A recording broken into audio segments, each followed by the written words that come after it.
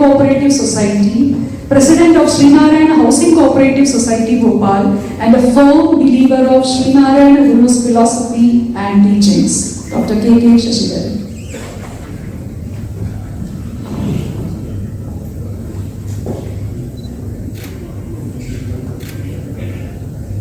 आज के इस कार्यक्रम के मुख्य अतिथि केरल के माननीय राज्यपाल महोदय,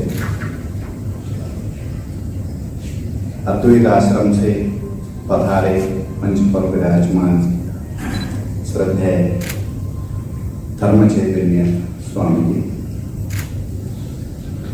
मंच पर विराजमान महानुभाव, उपस्थित सज्जनों, देवियों, सज्जनों, सभी को मेरा सादर प्रणाम। आज के इस कार्यक्रम के लिए हमारा पास बहुत समय सीमा था, लेकिन कार्यक्रम का महत्व इतना बड़ा था कि 1 घंटे के कार्यक्रम में इसको समाप्त करना हमारे लिए बहुत दिक्कत था।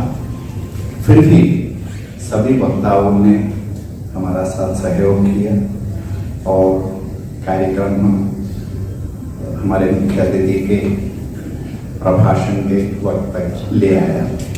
हमें उम्मीद है कि आप हमें क्षमा करेंगे कि थोड़ा समय हमने ज़्यादा ले लिया है आपके, लेकिन सब्जेक्ट के महत्व के कारण करना अनिवार्य था।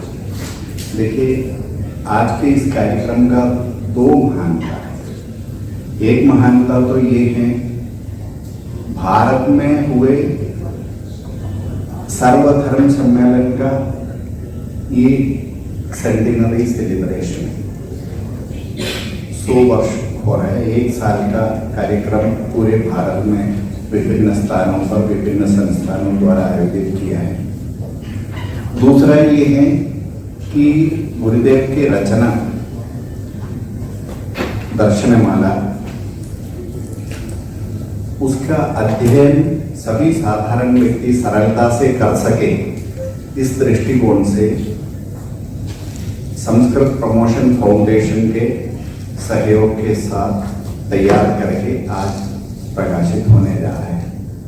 दूसरा, जैसे हमारा अतिथि ने अभी बताया, डॉक्टर पतंजलि ने, गुरुदेव के बारे में रचनाएं तो खूब है, लेकिन अति मलयालम भाषा में है, कुछ नाम के लिए हिंदी और इंग्लिश में भी है। इंग्लिश में जरूर कुछ मिलेगा, लेकिन हिंदी में नाम मात्र था। तो हिंदी क्षेत्र में गुरुदेव को जानने के लिए हिंदी में रचनाएं होना अनिवार्य है और उसके लिए विद्वानों का सहयोग होना चाहिए, होता है। उसी श्रृंखला में हमें डॉक्टर पतंजलि जी और इंद्रेश कुमार जी का सहयोग प्राप्त हुआ है। तो ये दोनों तीनों किताब और एक तीसरा किताब और है श्री नारायण गुरु के एजुकेशनल विजन के संबंध में, उस किताब को भी मिला करके 3 किताबों को आज माननीय राज्यपाल महोदय के कर कमलों से इधर प्रकाशित होना है। तो ये दूसरा महत्व था। ये दोनों के कारण थोड़ा समय ज़्यादा हो गया। मैं बहुत संक्षिप्त में 2 शब्द हिंदी में तैयार किया हूँ, आपके समझ में पढ़ लूँगा, क्योंकि बोलना है तो बोलने में टाइम लगता है। श्री नारायण गुरु एक महान ऋषि, सत्यदर्शी एवं समाज सुधारक रहे हैं। केरल में जन्मे श्री नारायण गुरु केरल में ही जन्मे शंकराचार्य द्वारा प्रज्वलित अद्वैत दर्शन पर आधारित सामाजिक व्यवस्था का प्रबल प्रयोक्ता रहा है। गुरुदेव का यह मानना था कि प्रत्येक धर्मावलंबियों को सभी धर्मों के मूल तत्वों की अवधारणा नहीं होना ही दार्शनिक दृष्टिकोण से प्रबुद्ध भारत में भी विभिन्न धार्मिक मतावलंबियों के बीच उत्पन्न मतभेदों का एकमात्र कारण हो सकता है, क्योंकि मूलतः सभी धर्मों का अंतिम लक्ष्य एक ही होता है। गुरुदेव ने इसी कारण केरल में उनके द्वारा स्थापित अद्वैत आश्रम आडवा में वर्ष 1924 में शिवरात्रि के दिन एक सर्वधर्म सम्मेलन का आयोजन किया एवं उस स्थान पर एक सूचना पट पर इस प्रकार लिखकर स्थापित किया कि वाद प्रतिवाद से जीतने जिताने के लिए नहीं, बल्कि जानने के लिए। विश्व में पहली बार शिकागो में शासकीय आयोजन के रूप में एक बार सर्वधर्म सम्मेलन हुआ था, जिसमें भारत से स्वामी विवेकानंद ने हिंदू धर्म का प्रतिनिधित्व किया था। 1924 में आयोजित यह सम्मेलन, श्री नारायण गुरु द्वारा आयोजित यह सम्मेलन एक धार्मिक गुरु के प्रयासों से आयोजित सम्मेलन के रूप में देखा जाए तो ये प्रथम एवं वैसे देखा जाए तो दूसरा सम्मेलन था। उद्देश्य इतना ही था कि प्रत्येक धर्मावलंबी दूसरे धर्मों से जुड़े मूल प्रमाणों को भी ध्यान से अध्ययन कर सके, तभी सभी धर्मों के प्रति आदर होगा। यही विभिन्न धर्मावलंबियों के बीच की दूरियां कम कर समाज में सद्भावना बरकरार रखेगा। सत्य दर्शन के पश्चात गुरु धार्मिक, सामाजिक एवं आर्थिक रूप से कमजोर जन साधारण के उद्धार हेतु समाज में जनता के बीच आए। आध्यात्मिक पृष्ठभूमि में आधारित सामाजिक व्यवस्था निर्मित करने की दिशा में गुरु ने कई अति प्रभावी कार्यक्रमों को अपनाया, जिससे समाज में काफी परिवर्तन उनके जीवन काल में ही देखने को मिला। लेकिन गुरुदेव के कार्यकाल में हुए सामाजिक उद्धारण एवं उसके प्रभाव अधिकांश केरल में ही रह गए। गुरुदेव की उदारता एवं कृपा से विरचित रचनाओं के माध्यम से प्रसारित आध्यात्मिक एवं सामाजिक तत्वों एवं संदेशों को सार्वजनिक जनहित में हिंदी समेत सभी भाषाओं में प्रसारित करने की दिशा में संचालित SNGC के प्रयासों का भाग है कि गुरुदेव द्वारा संस्कृत में रचित दर्शनमाला नामक दार्शनिक रचना संस्कृत उद्धरण संस्थान दिल्ली के सहयोग से संस्कृत में ही स्वयं अध्ययन करने योग्य रूप में तैयार कर आज हम प्रकाशित करने होने जा रहा है। इसी रूप गुरुदेव के जीवन चरित्र के रूप में दो महानुभावों जिनके बारे में अभी आप लोगों ने सुना है द्वारा हिंदी में रचित एक किताब का भी प्रकाशन आज मुख्य अतिथि केरल के माननीय राज्यपाल आदरणीय श्री आरिफ मोहम्मद खान द्वारा यहाँ किया जा रहा है। गुरुदेव के द्वारा दिए गए मार्गदर्शन पर चलने की शक्ति प्रदान करने की प्रार्थना करते हुए मैं अपने इन लघु शब्दों को गुरुदेव के चरणों में समर्पित करता हूँ। धन्यवाद। केरल के राज्यपाल श्री आरिफ मोहम्मद खान जी से अनुरोध करूंगी कि वे 3 पुस्तकों का विमोचन करें। पहला पुस्तक दर्शनमाला Shri Narayana Guru in Sanskrit as a self learning text book.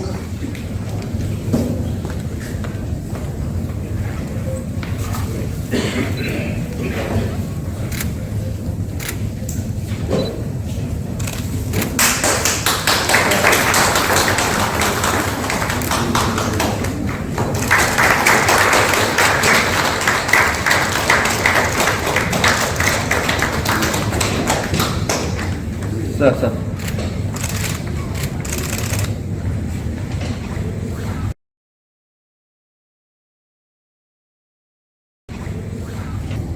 दूसरा पुस्तक Vishwa Guru Shri Narayana Guru written in Hindi by doctor Indresh Kumar ji and doctor PC Patanjali.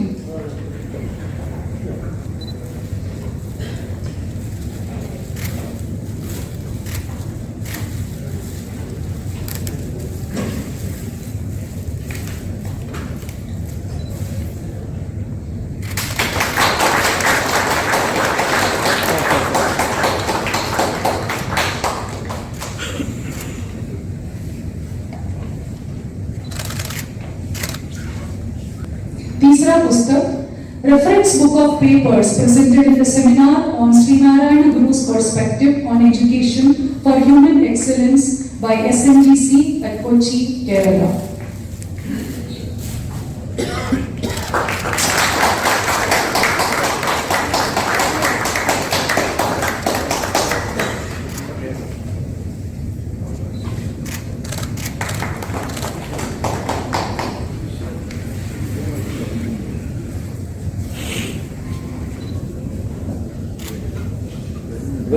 I request Honorable Governor and other dignitaries to give the prizes to the National Literary Competition conducted by SNGC.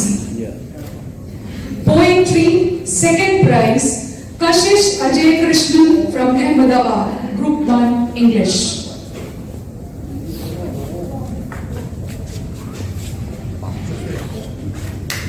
What are you?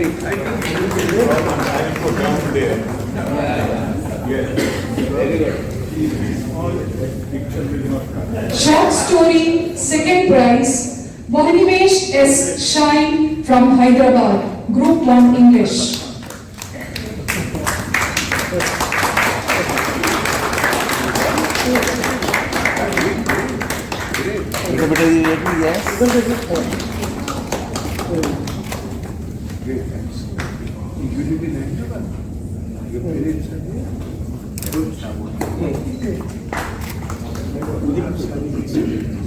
आपके लोगों को एक घंटा निकाल के मिला।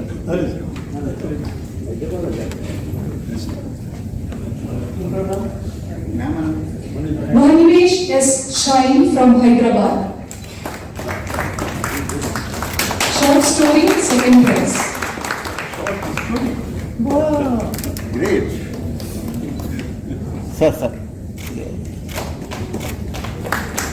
First prize, short story, goes to Anshika S. Panikar from Ahmedabad, Group 1, English. Anshika S. Panikar. Anshika, where? Ahmedabad. You are also from Ahmedabad. Beta.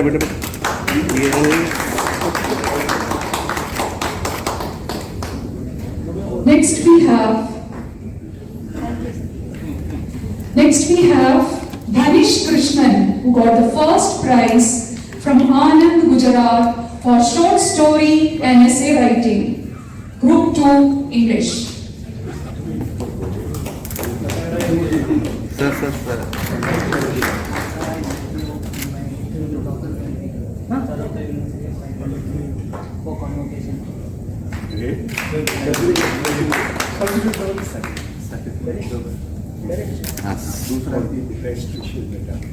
Sir. Sir.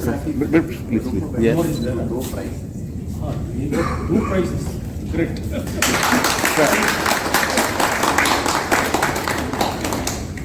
Vanaja Prabhakaran, first prize from Anand, Gujarat in poetry and essay writing in Malayalam category. Vanaja Prabhakaran. Congratulations.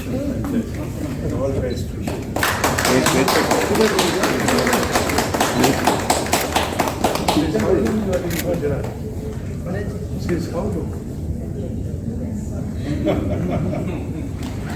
Thank you, Honorable Dignitaries. I request Chief Guest, Honorable Governor Kerala, Shri ARIF Mohammed Khanji, to address the August gathering.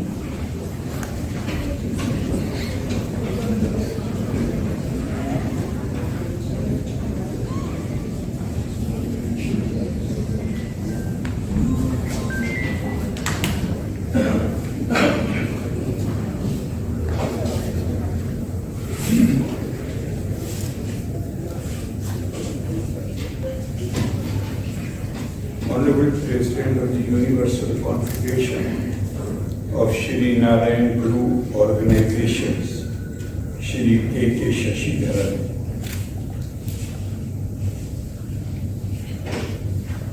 Shrimad Swami Dharma Chaitanya Ji, Dr. C.K. Saluja Ji, Dr. P.C. Patanjali Ji, Dr. Nateshan Ji, Advocate Harish Kumar, General Secretary of SNGC. आद्यामयी ओरु जाति ओरु मतम ओरु देवम मनुष्यनु एन्ना महातत्वम लोकत्तिनु नल्किया Shri Narayan गुरुदेवनु एंटे प्रणामम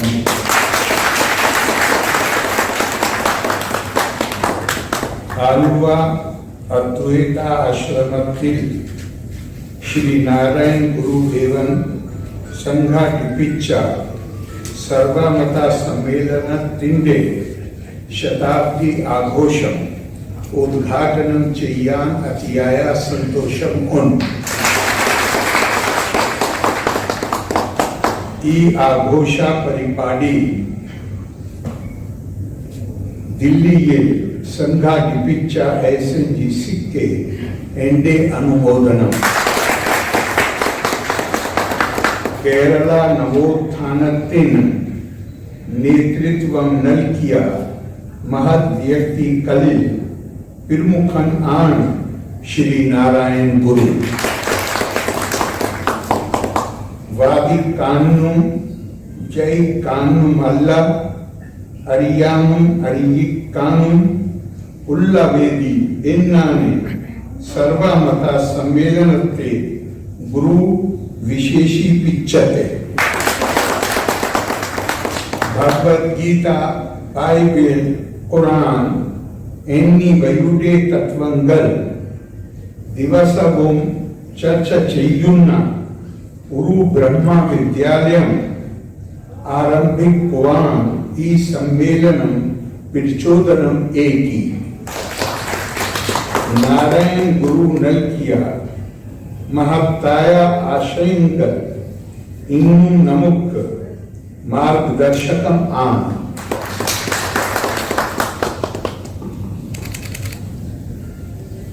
I consider myself very fortunate, and I can't thank my stars enough for having become part of the Malayali family. The love and affection which I have received, I will never be able to forget it. And I'm deeply impressed by the enthusiasm of the people, particularly those who belong to various organizations who have been promoting the teachings of Shri Narayana Guru.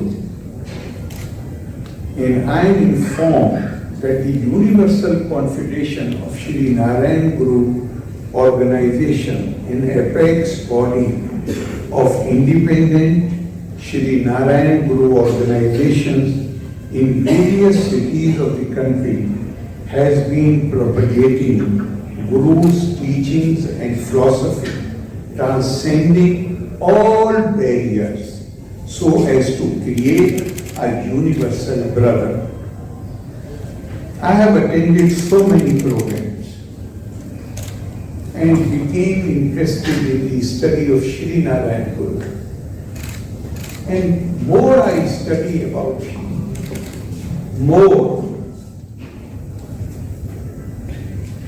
these lines of Srimad Bhagavad Gita came to my mind, wherein it has been said, Yada yada hi dharmasya vilame bhakti bharat. Abhyuthanam adharmasya tadatmanam srijamya paritirayam sadhunam vinashaya cha dushkirtam dharma sanstana parthaya sambhavami yuge yuge. Whenever there is decline of unrighteousness, whenever there is decline of righteousness and the rise of unrighteousness, then in order to protect the saintly, the noble people, and to punish the evildoers, I do take birth in every age. The importance of these two shlokas of Srimad Bhagavad Gita in the context of Shri Narayana Guru cannot be appreciated fully unless we are aware of the social conditions which prevailed at the time when Shri Narayana Guru emerged on the scene. It is very, very unfortunate even to recall what happened at that time. But without having an understanding of this social situation, you cannot really appreciate the great and noble teachings of Gurudeva. To give you an idea of the social conditions in Kerala, Swami Vivekananda comes on a visit, and after 3-4 days or 5 days when he was going back, his reaction was, Kerala is not a state, Travancore is not a state, it is Grantale. Grantale. Grantale means lunatic asylum, madhouse. Why he called Kerala madhouse? More than 40% of the Kerala women were not allowed to wear even upper garment. So oppressive a social order.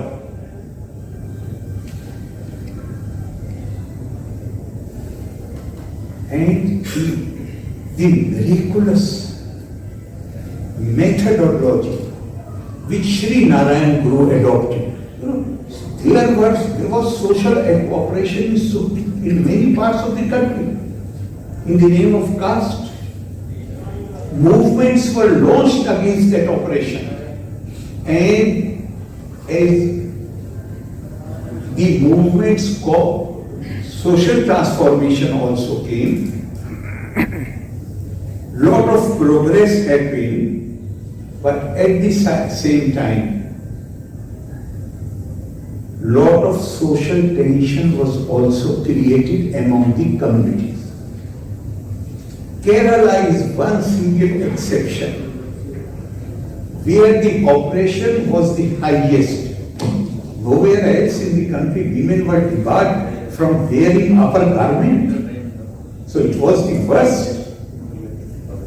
But realize the importance of Shri Narayana. He brought the kind of transformation which he brought. We are in 1923, less than 100 years after his parliament. Today, I ask particularly those who are not from Kerala, please visit Kerala. You will learn so many things. The kind of sense of equality and human dignity which is common in Kerala today is not to be seen anywhere else. To the extent that when my guests come from northern India, the first thing which I say to them with folded hand, please, even if you are talking to the Mali of the Raj Bhavan or peon of the Raj Bhavan, speak in a respectful language. And one day I was expressing my admiration. You see the women in Kerala walking on the road, the confidence is writ large on their faces. Not that exceptional cases do not happen. Some cases do happen, but generally, women are so full of confidence, full of dignity. You enjoy looking at that kind of sense of equality in the life. So one day I was giving expression to my admiration, and the Chief Secretary of the government of Kerala was sitting there, and I said that I am so impressed, I feel so happy, and when I'm driving on the road, I keep looking at people, and I admire that. The Chief Secretary, Mr. Vishwas Mehta, who is now retired and is now Information Commissioner of Kerala, he shared a beautiful anecdote with me. He said, "Sir, only last week this happened, that my driver told me," he said, "Sir, now the driver of the Chief Secretary, a government employee, is telling the Chief Secretary, 'Sir, what is the difference between you and me? I did not choose to write IAS examination.'"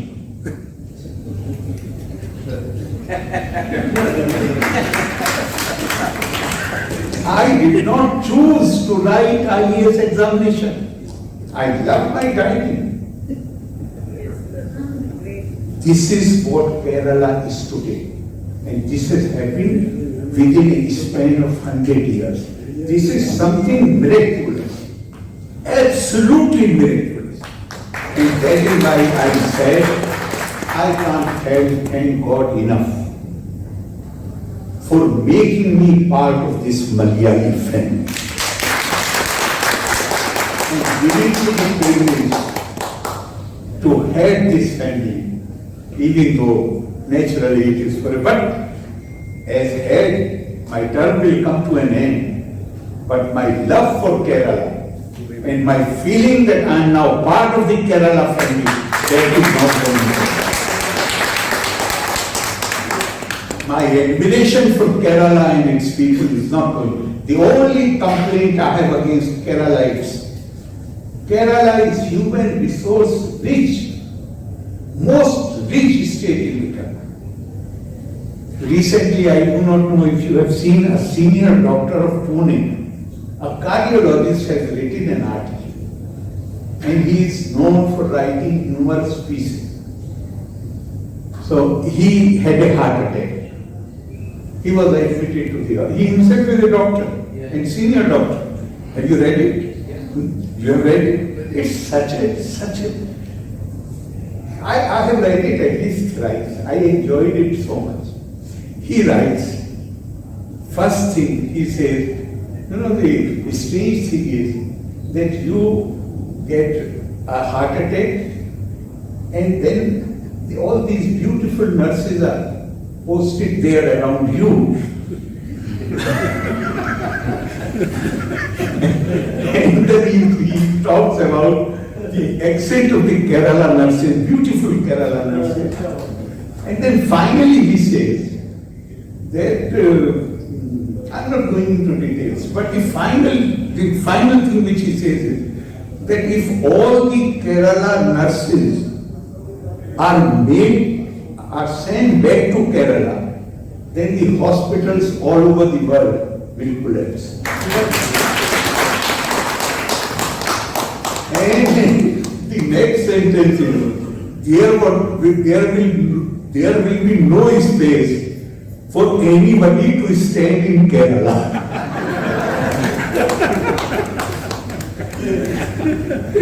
It was a wonderful description. But my complaint, I am full of admiration from Kerala. Kerala has become part of me, and I think I am part of it. But I have one serious complaint against people of Kerala. They are so talented. The whole world is taking advantage of that. The world cannot do without Keralites. But the complaint which I have is that the whole world is taking advantage of Kerala talent, except the Keralites.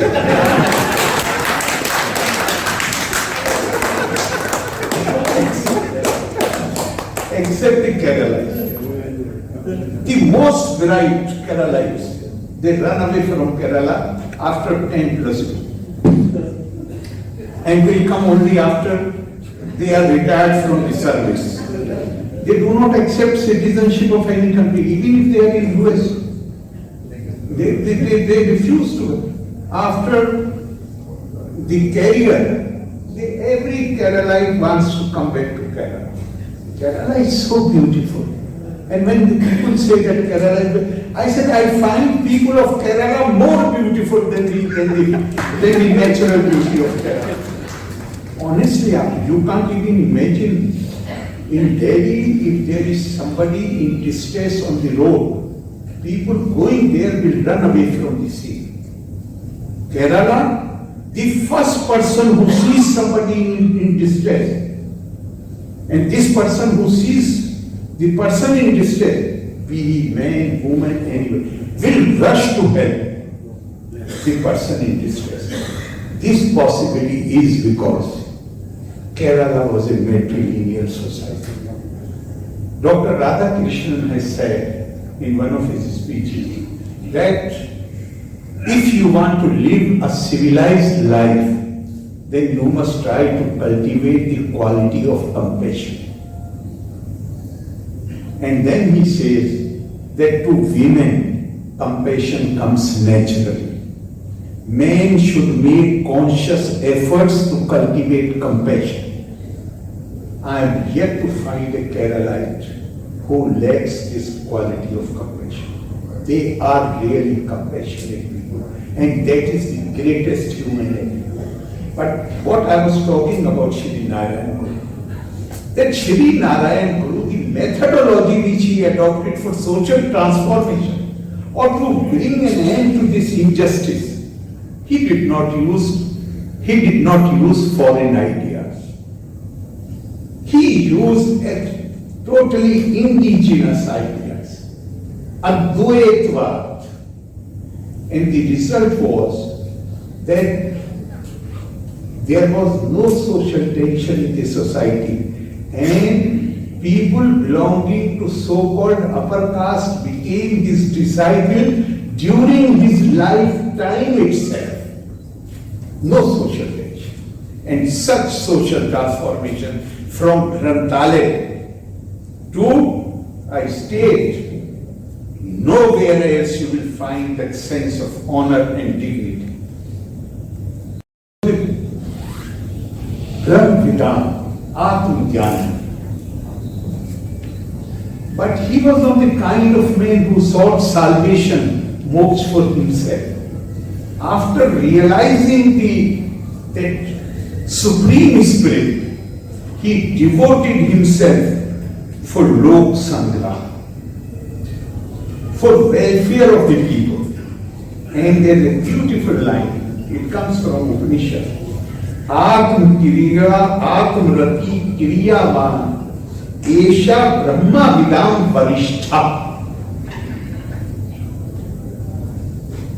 The best knower of the Brahma is one who, after having realized the truth, devotes, he is a Kriyavan.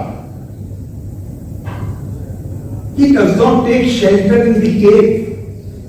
He throws himself into the movements of life and works for the betterment, for the welfare of the people. There is another elsewhere also it has been said, because Raja Janak is known in our tradition for his philosophical wisdom. Bhagwan Krishna was avatar and his Gita is there. So there are another two lines which emphasize this point, that intellect, wisdom, knowledge alone are not enough. But the person who possesses knowledge and wisdom must also have practical efficiency, must also be a man of action. And it has been said, Viveki sarvada mukta, kurvato nasti kartirta, alepa vadam ashrite, Shri Krishna janako yatha. An exhortation has been made that they were philosophers, they were men of knowledge, wisdom, but they were always engaged in action for the benefit of other people without any selfish motive. An exhortation has been made that we should also try to emulate and imitate them. I have already taken enough time, but I would like to somebody has said, Sat Purush. I will translate it into English because there are people who are not fully familiar with Hindi. Sat Purush, Sat Granthon ka avatar hote. The noble souls, they are embodiment of the wisdom of the scriptures or books of wisdom.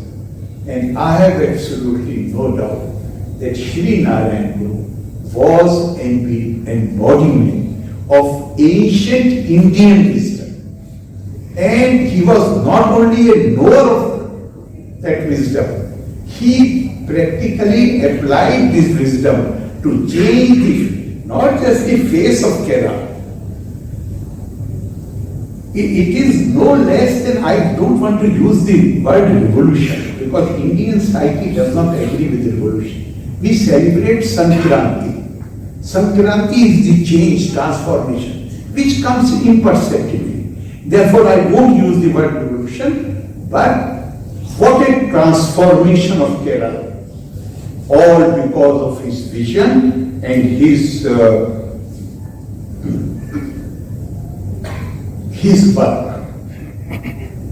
and his attitude. He said, somewhere he has said, before that, he equated knowledge with God. And in one of his temples, he installed lamp as the as divine symbol to be worshipped. Elsewhere in another temple, he placed a mirror. What was the purpose of the mirror? He wanted to give message to people, know thyself, Atmanam Viddhi. Because if you know yourself, then you will come to know Brahman. If you know yourself, then you will realize, if you have really devoted some time to understand yourself, then you will realize that every one of us is pervaded by the same Brahman. I am Brahmasmi Tattvamasi, Prajnanam Brahma. I am Atma Brahma. The four Mahavakya from four Vedas which Adi Shankaracharya had given to the four muds which he had established.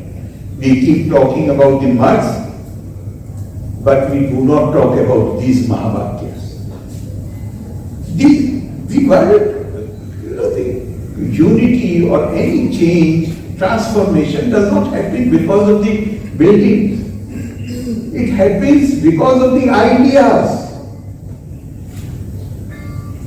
I often give this example. Here in Delhi there is Purana Qila. The fort of the Pandavas, built by Maya Asur. It lies in ruins. But at the same time, Bhagavan Krishna had given 700 shlokas in the form of Gita. Not a comma has been changed. Why? That was the monument of power. And Gita is the monument of mind. And Gurudev Rabindranath Tagore had said, India cannot attain true independence unless it is recognized that her foundation is in mind, which with its diverse powers and confidence in those powers goes on creating Swaraj for itself. Instead of using other things, one story I find so interesting. I can't restrain myself. Because Gurudev, his opinion was Matam Eta Yalum, Manushyan Nanna Yal Bhati. What religion you are born into, that is not important. How you try to relate with your creator, that is important for you. How am I related to that? For me, what is important is how you relate with the creation of God. How you relate with God, that is your personal affair. How you relate with the creation of God, that is what is important. And to this extent, that those times when there was so much disputations, arguments to establish the superiority of religion. Gurudev, in his first visit to Colombo, one man met him and became his disciple.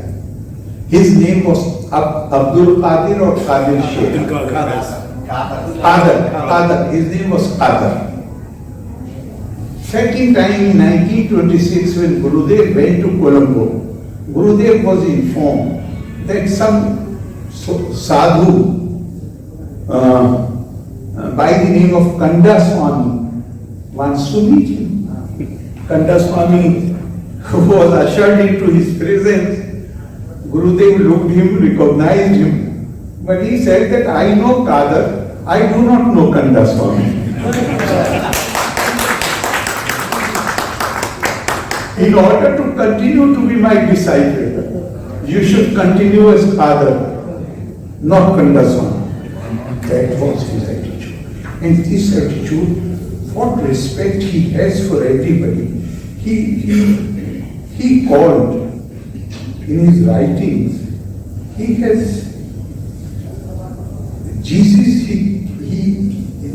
Lord Jesus Christ, and he described in his writing, he described Lord Jesus Christ as Parmesh Pavitra Putra. Yes. What sublime feelings. Parmesh Pavitra Putran, the sacred son of God. And Prophet Muhammad Sallallahu Alaihi Wasallam he called Nabi Muttu Ratnam, Yes. the jewel among the prophets.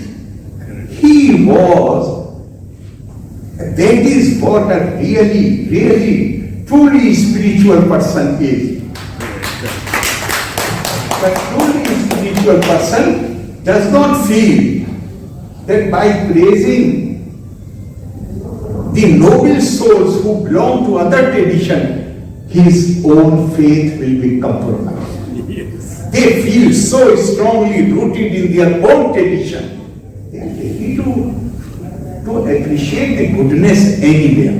And in fact, last time Patanjali Sir has rightly said, in Delhi University I made this suggestion. I said, why Shri Narayana? I am not asking you to study Shri Narayana Guru because he was a great spiritual teacher. We have great spiritual tradition, there is nothing special about it. What I find unique about Shri Narayana Guru is that he brought social transformation without causing any social tension. There is great lesson in that. And since even today we are facing these problems, social evils, possibly in Gurudev's life, we have an example. Here, if I will to buttress my argument, Martin Luther King, who was leader of the movement in USA, his words are so ringing and people give him credit because it was because of his movement that Obama became president of USA. If the Martin Luther King movement was not there, it would not have been possible for Obama to become president of the US. But the ringing over just one sentence, feel the importance of that. One sentence said, all we ask America is to be true to what you say on paper. He said, we do not want anything else. But much before Martin Luther King, Gurudev did this in Kerala. Much before Martin Luther King. He said, you believe in Ahem Brahmasmi, Tattvamasi. How can you discriminate against me? How can you adopt practices which are repugnant to human dignity? Just now somebody had made this point. You know, there is a dialogue that when you say pranam or namaskar, you bow before the person. Then why? You bow before somebody who is like you. I do not bow before this person.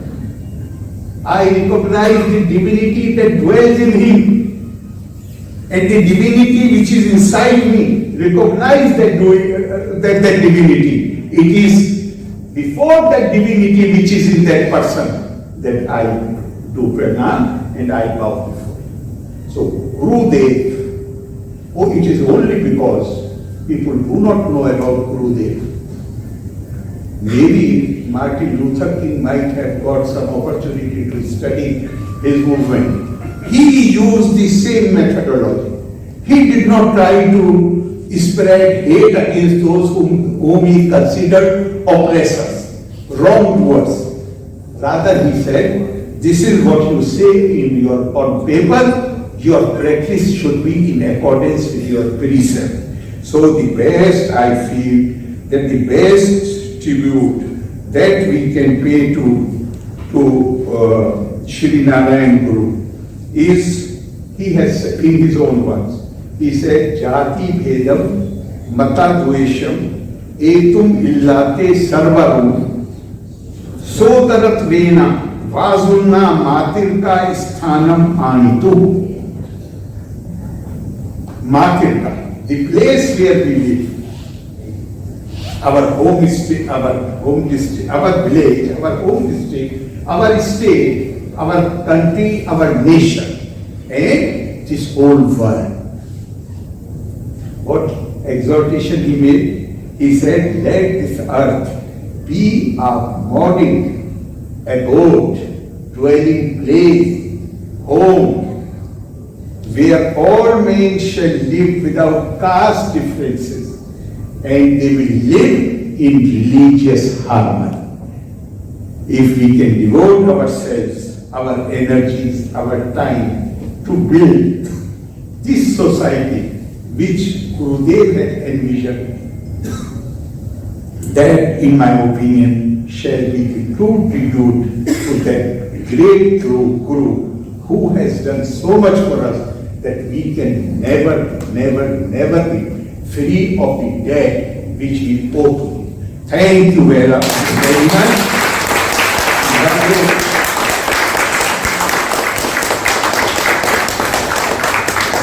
सर्वे लोग का भगवान सुखना बल्कि नन्ही जय Hind.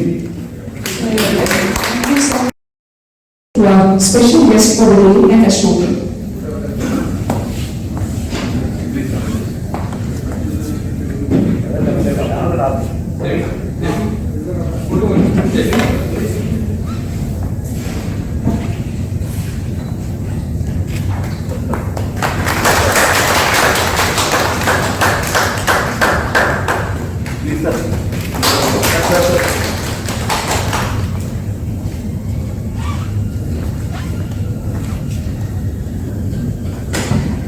I request Dr. K.K. Shri, President, SNGC, to give his presidential address. Advocate T.S. Harish Kumar, General Secretary, SNGC, to give the welcome address.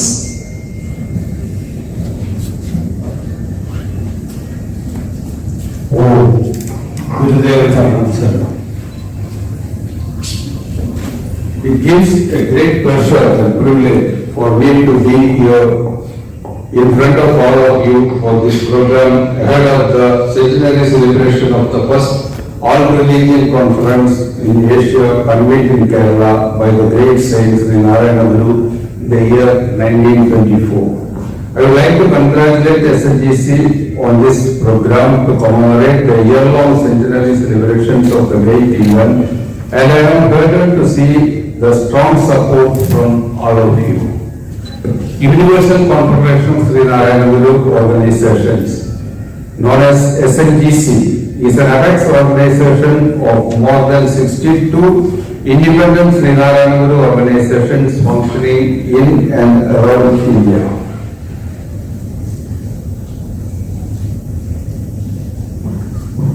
Its main aim is to the propagation and practicing of Shri Narayana Guru's philosophy and principles. Guru believed that if the real concept and philosophy behind each religion is understood by others, the hate between the followers of different faiths will come down and gradually vanish as every religion leads towards the same spiritual attainment. The Guru has 62 literary works to his credit, through which Shri Narayana Guru revalued and restated the wisdom heritage of India and stood for universal brotherhood. This day, as I am sure most of you would know, that it is a proud moment for all of us that SNGC could organize the centenary celebrations of that spectacular event, as well as the release of 3 books and prize distribution during the second session today. I am extremely overwhelmed to see the elite panel of guests assembled here for both the sessions, and I am sure their speeches will definitely boost the confidence of SNGC for the centenary celebrations. Through their speeches, we will get enlightened about the contributions of Shri Narayana Gurudeva to the community at large, regardless of race, language or religion, which will resonate well throughout the entire centenary celebrations. Let me start by welcoming all the elite guests assembled on the stage as well as the audience, as it is my duty today. We are very fortunate today as we have a wonderful personality as our chief guest, Dr. P.C. Patanjali. On behalf of SNGC, I welcome our chief guest for this session, Dr. Patanjali, former Vice Chancellor, VBS, Purvanchal University, UP, and TM, Bhagalpur University, Bihar, who doesn't require an introduction as he is a well-recognized figure in so many dignified fields. We are so honored to have Dr. Patanjali as the chief guest for this session. Dr. Patanjali, who served Delhi University for more than 3 decades, has wrote and published many books, folk songs and plays which implemented social awareness among the people. He received many awards.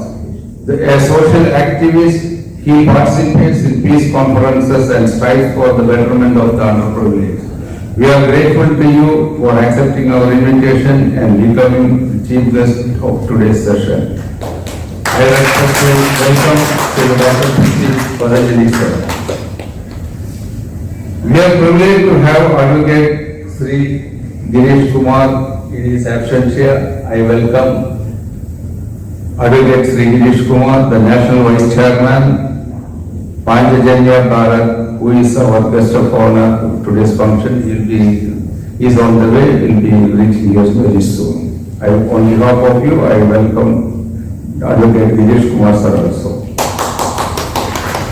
I would like to extend my sincere gratitude to all my respected colleagues at SNGC, Dr. K.K.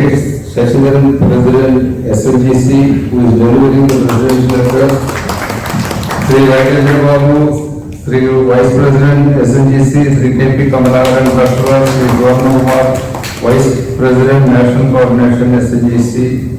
All these respected colleagues are addressing us with their knowledge-based speeches. Welcome all my colleagues.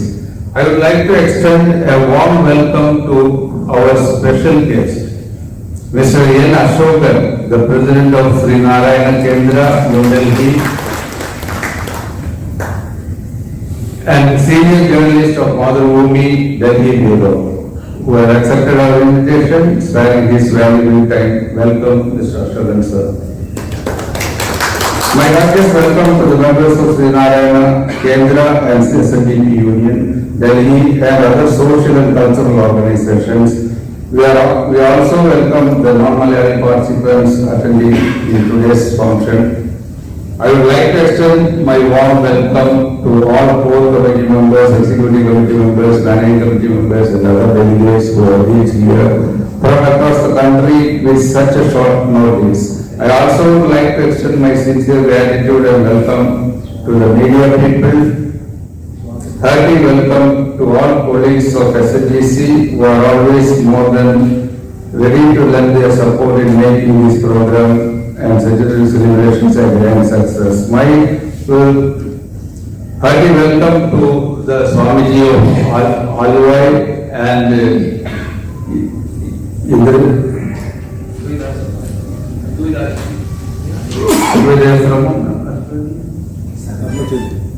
Dr. Saluja and Dr. Nadeshan who are the guests for the next session. And if I left anybody, please excuse me. And on behalf of the Sri Narayana Guru organizations, I welcome each and every one of you to this great program. Thank you. Thank you. Thank you, sir. Shri Rajendra Babuji, Senior Vice President, SNGC. I request the dignitaries to kindly follow the timeline because we have the Honorable Governor who is expected to reach by 10:15. Hearty welcome to Advocate Girish Kumar on behalf of SNGC. Welcome.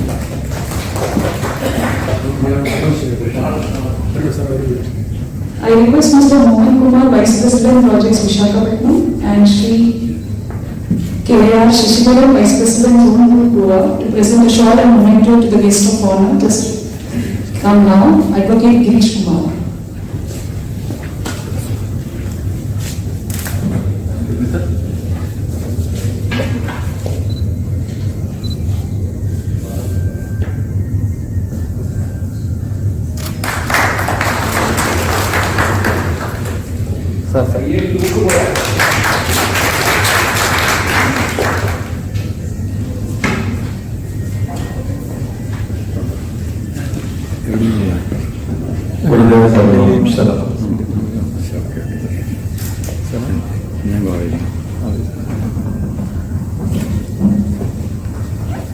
Honorable Chief Guest, Honorable Guest of Honor,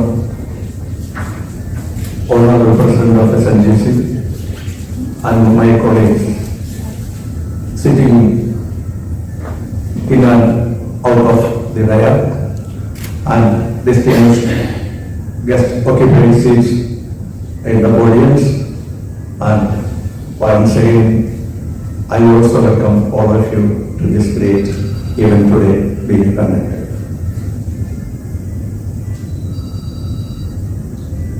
Time is very limited.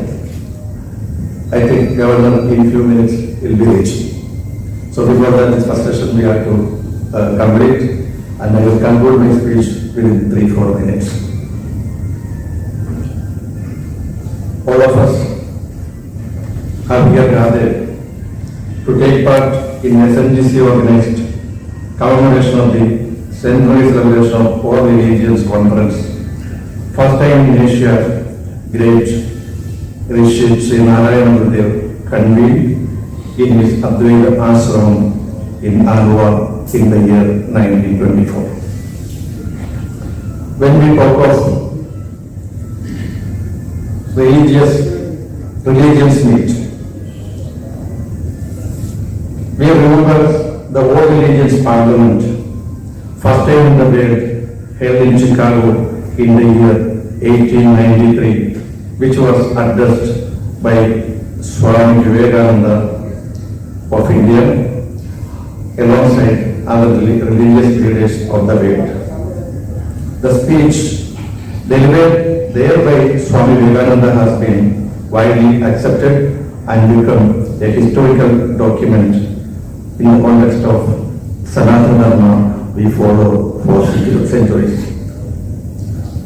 The purpose of convening a all religions conference by Gurudev at his Advaita ashram in Kerala was to highlight oneness among all sections of religions and people, and to build a society that stands for peace, brotherhood, equality, communal harmony, and to ensure avoidance of religious conflicts, confrontations, and fashion hatred. The message displayed in front of the conference hall of the All Religions Meet at Alwa was, we meet here not to argue and win, but to know and to be known. Scholars from different religions and beliefs took part in this conference from both within and outside the country. Justice Sadashiva Rao of then Madras High Court presided over it. Shri MOHAMMED Maulvi, Shri K.K. Kurigula spoke on Islam and Christianity respectively. Shri Rishiram represented the Arya Samaj, Swami Shiva Prasad of Brahma Samaj, and Buddhist from Sri Lanka spoke among many others who actively participated with their views on religions they practiced. A special feature of this All Religions Conference was that prominent nationalists Mancheri Ramayya, Ramakrishna Iyer, and Mindavadi Sri Krishna also took part in the deliberations defending atheism and racialism. All the deliberations took place in the august presence of Gurudev, and as a result, two important documents were emerged. The first being the welcome address, prepared under the guidance of Gurudev and read out by Swami Satyavardhan, the organizing secretary of the conference, and the second one being the directive issued by the Gurudev about establishing a Brahma Vidyalaya, a center for study for all religions. And year-long commemoration of Centenary celebration of World Religions Conference had been inaugurated on 15 February of this year in an inaugural program held at Advaita ashram by the Honorable Chief Minister of Kerala and in different parts of the country and abroad. And the same is convened with large-scale public participation by numerous socio-cultural, educational and spiritual organizations actively involved in the propagation of Guru's ideals. The religiously vulnerable way, as we know, is passing through a more and more dangerous phase with religious intolerance that leads to conflict and destructions. The teachings and practical philosophy of Sri Narayana are the only medicines for the humanly created evils like caste discrimination and religious rivalries, which during his lifetime itself Guru grew to this way that a lunatic asylum like the then Kerala could reform to that extent that it became a moral state in the country in all spheres of the life through Guru's renowned philosophical and spiritual works. Guru has categorically stated and defined what caste, religion and God are from a scientifically proven point of view. Manushyana Manushyattvam Jati. To mankind, humanism is the caste. Religion is dharma, that is righteousness. And according to Guru, God is Ariyuna Satyabodh, that is the consciousness and wisdom or truth and knowledge. Time has come to conclude my speech, and I conclude it with an appeal to the people involved in inciting hatred against any religions, the fundamentalists and religious fanatics, to stop all inhuman acts and attacks and then make the country and the world as a whole livable as Gurudev wished in the year 1888 at Aripuram, Kerala. Jati Bhedam, Madadvesham, Edumilla, Sarverum, Sodaran, Padrakastana. That means we have to live here this way with peace and harmony without any religious conflicts. Thank you very much. Thank you, sir. Next, I request Shri Kamalaran, Treasurer SNGC, to give a special address. I request the dignitaries to kindly follow the timeline. As very well explained by our President, Dr. K.K. Shashidhar, this program is well designed and the main function is yet to start. I explain a little more about SNGC. SNGC got a half an acre land in Delhi, in Guwahati, which is donated by a gentleman called Satyapal Jindal. We have constructed a small Guru Mandiram over there. You are always welcome for any gathering or any social purpose or support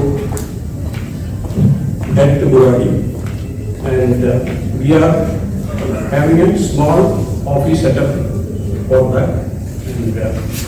And I wish all the success for this program.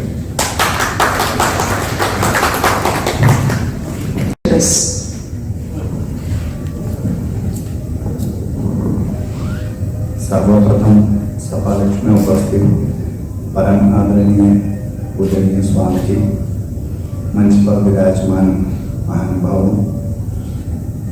उपस्थित doctor खजूजा जी, doctor Lakshmi ji, doctor narration जी, सभालक्ष्मी में उपस्थित सभी महानुभावों, भाई बहनों, आज के कार्यक्रम 2 session में विभाजित किए हैं क्योंकि माननीय राज्यपाल जी हमें केवल 1 घंटे का समय दिया है। कार्यक्रम 1 घंटे में समापन करना संभव नहीं था, इसलिए 2 सेशन में स्प्लिट किया है। मैं ज़्यादा कुछ नहीं बोलूँगा इस समय, लेकिन इतना जरूर आपके समक्ष में रखना चाहूँगा कि आज का इस कार्यक्रम का 2 विशेषताएं हैं। एक विशेषता ये है, श्री नारायण गुरु मलयालम भाषा में और केरल के अंदर बहुत प्रसिद्ध होने के बावजूद उत्तर भारत में और हिंदी भाषाओं के बीच में बहुत ज़्यादा परिचित नहीं है और नहीं रहा है।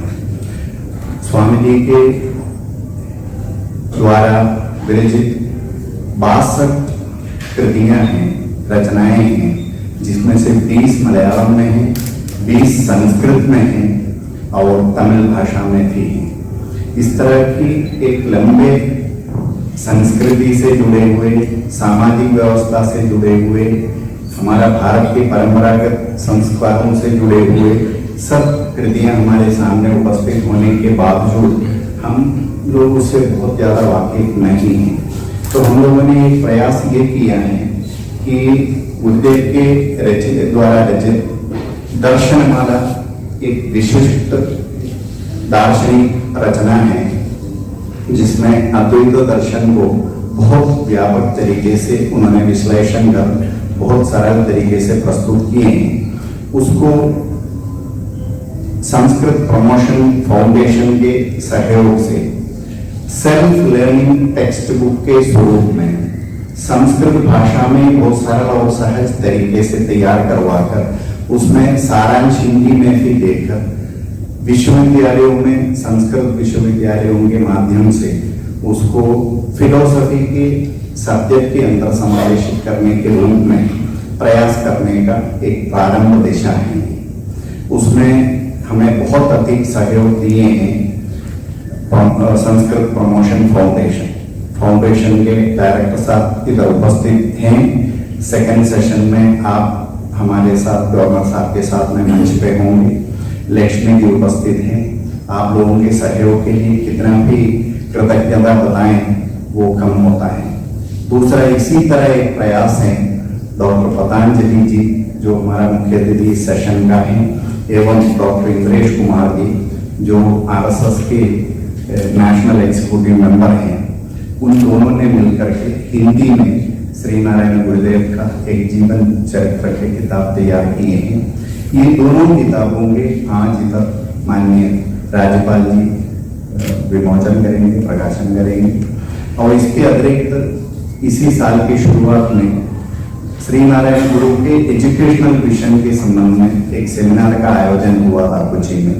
उस सेमिनार में 4 प्रबंधों का, 4 पेपरों का प्रेजेंटेशन हुआ था। विख्यात एजुकेशनिस्ट लोग थे वो। उन सबको समेकित करते हुए एक रेफरेंस बुक के तौर पर तैयार किए हैं। वो भी SNGC आज इसी मंच पर सेकंड सेशन में प्रकाशित करेंगे। ये हम सबका प्रयास का उद्देश्य एक ही है, हिंदी क्षेत्र में और उत्तर भारत में श्री नारायण गुरु के बारे में और गुरु के रचनाओं के बारे में, गुरु के कार्यकाल में हुए कार्यों के संबंध में थोड़ा लोगों को बहुत जितना संभव हो उतना अनुभव दिला सकें, जानकारी दिला सकें, यही प्रयास है। उसका प्रारंभिक दिशा है। ज्यादा समय ना लेते हुए आप सबको आज इधर समय पर उपस्थित होकर के इस कार्यक्रम का गरिमा बढ़ाने के लिए धन्यवाद देते हुए मैं अपने बातों को यही गुरुदेव के समक्ष में प्रस्तुत करता हूँ। धन्यवाद। Next, I request our special guest, Shri N. Ashokan, to give us kind words. Since phone number of ready.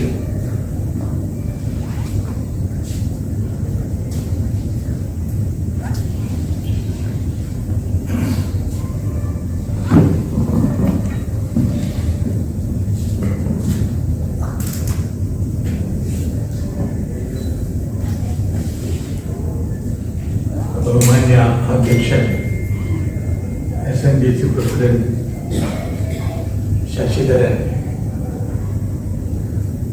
Doctor P Patanjali, Swami Dharmachaithanyam, Suvarnakumar,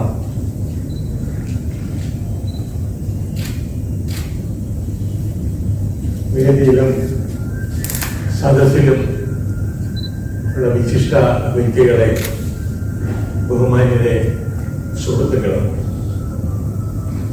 ഈ പ്രസ്ഥാനവുമായി, ശ്രീനാരായണ പ്രസ്ഥാനവുമായി വളരെ അടുത്ത കാലത്ത് ബന്ധപ്പെട്ടിട്ടുള്ള ഒരാളാണ് ഞാൻ.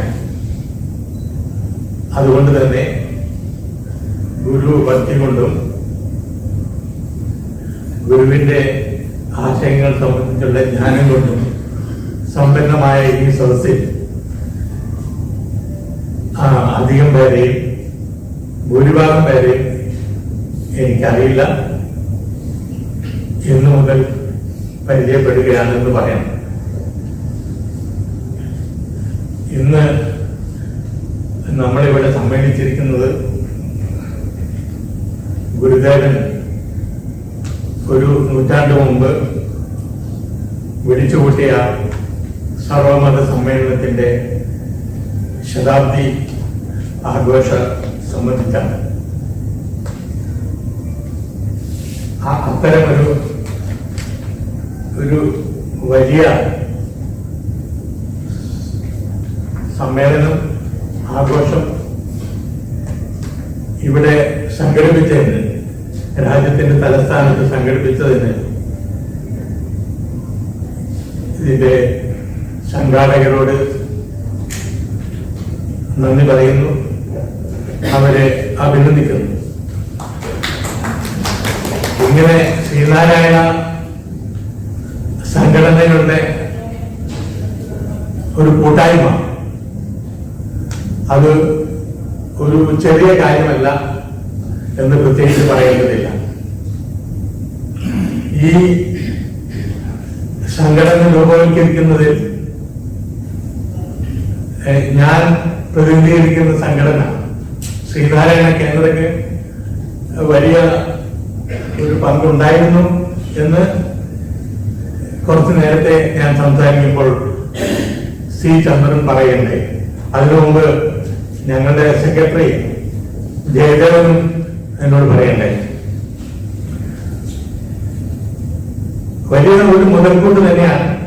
ഇവിടെ ഹൈദരാബാദിൽ നിന്നും ഭോപ്പാലിൽ നിന്നും ഗോവയിൽ നിന്നും ഒക്കെ വന്ന പ്രതിനിധികളെ ഞാൻ പരിചയപ്പെട്ടു. ഇത് ശ്രീനാരായണ പ്രസ്ഥാനത്തിന് വളരെ വലിയൊരു മുതൽക്കൂട്ടാണ്. ഈ സർവമത സമ്മേളനം നമ്മൾ അതിനെപ്പറ്റി ഒന്ന് ചിന്തിച്ചു നോക്കുക. ഗുരുദേവൻ എത്ര വലിയ കാന്തദൃഷ്ടിയായിരുന്നു എന്ന് ചൂണ്ടിക്കാണിക്കുന്നതാണ് സർവമത സമ്മേളനം. മതങ്ങൾ തമ്മിലുള്ള മൈത്രിക്കപ്പുറത്ത് ലോക സമാധാനമായിരുന്നു ഗുരുവിന്റെ ലക്ഷ്യം.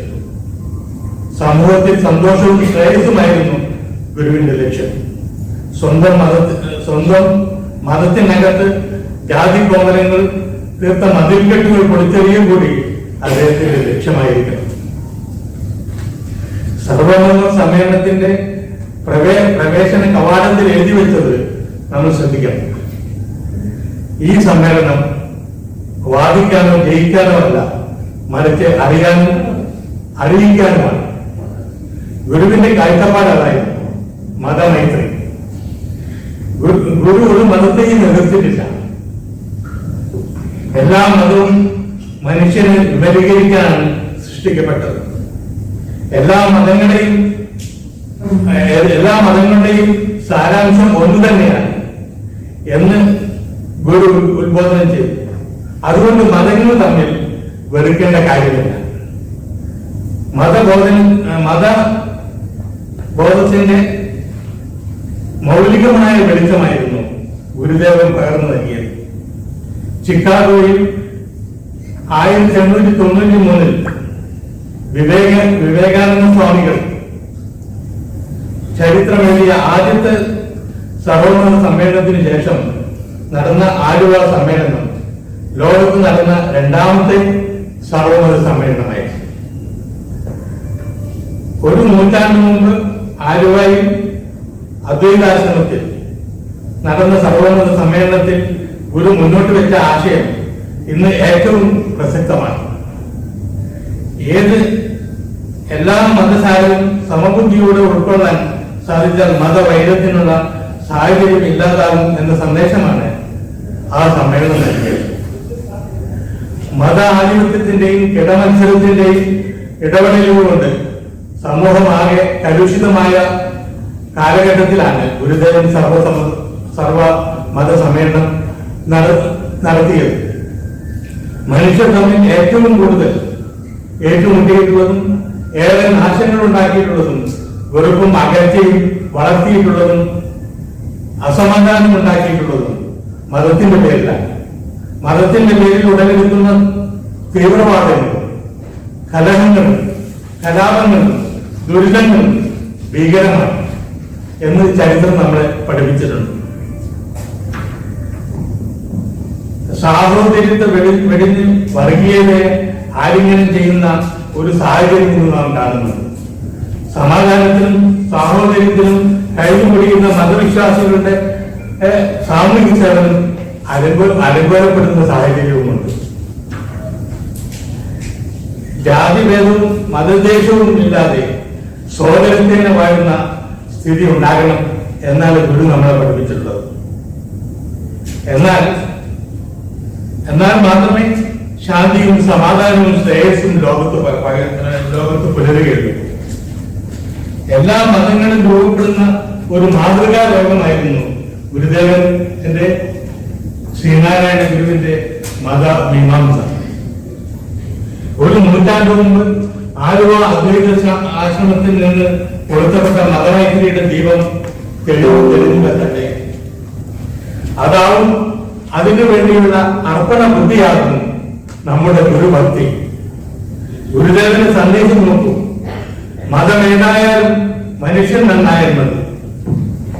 ഒരു ജാതി, ഒരു മതം, ഒരു ദൈവം മനുഷ്യന്. ഇത്രയും മഹത്തായ ഒരു സന്ദേശം ലോകത്തിന് നൽകിയ മറ്റ് ഏത് ആചാര്യനാണുള്ളത്? ഏത് ആത്മീയ ഗുരുവാണുള്ളത്? മതത്തിന്റെ അതിർ വരമ്പുകൾക്കപ്പുറത്ത് സാഹോദര്യം കാണാൻ നമുക്ക് കഴിയണം. നമസ്കാരം.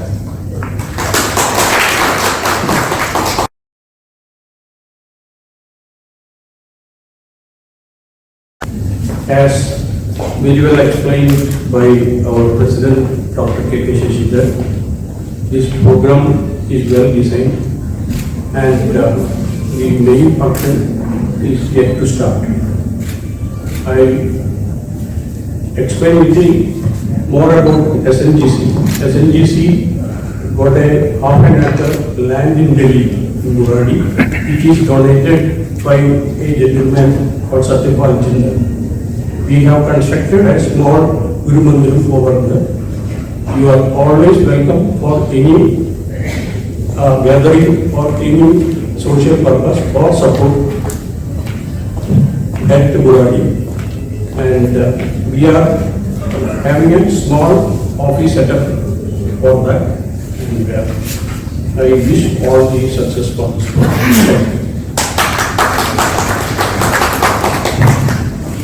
National Coordination SNGC to give a special address.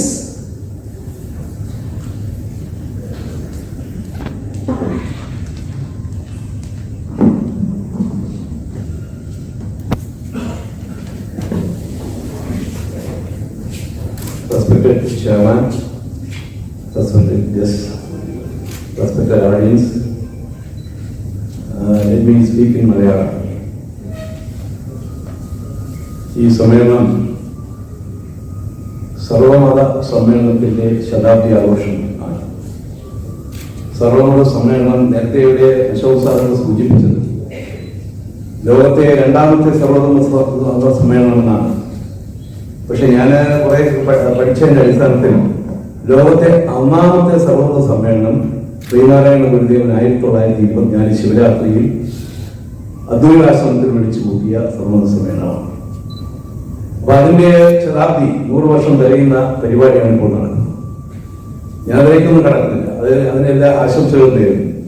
ഒപ്പം നിങ്ങളെ ഒരു കാര്യം കൂടി പറയാൻ ഞാൻ ആഗ്രഹിക്കുന്നത്, ഈ സമ്മേളനം സംഘടിപ്പിച്ചിട്ടുള്ളത് അല്ലെങ്കിൽ പുസ്തക റിലീസിംഗ് എല്ലാം സംഘടിപ്പിച്ചിട്ടുള്ളത് universal confederation of Sreenarayana Guru organisations എന്ന് പറയുന്ന ഇന്റർനാഷണൽ ഒരു ഗ്ലോബൽ പ്രസ്ഥാനമാണ്.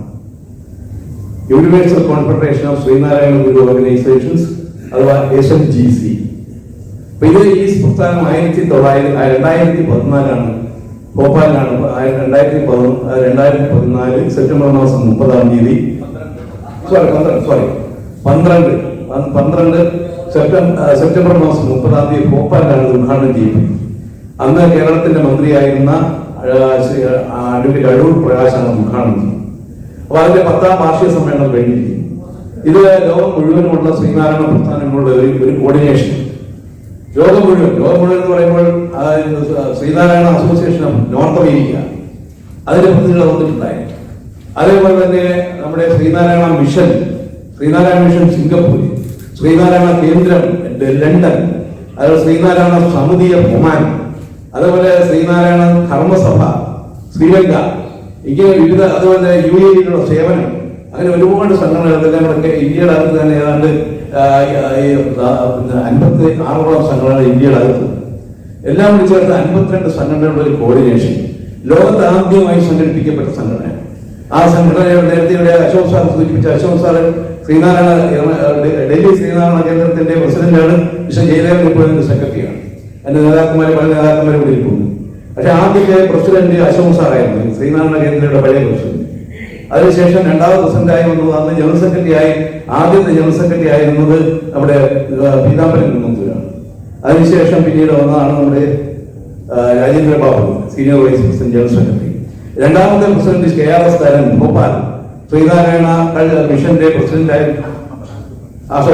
അഹമ്മദാബാദ് ശ്രീനാരായണ മിഷന്റെ പ്രസിഡന്റ് ആയിരുന്ന KRS തരൻ, അന്ന് അതിന്റെ ജനറൽ സെക്രട്ടറി ആയിരുന്നു നമ്മുടെ Rajendra Babu.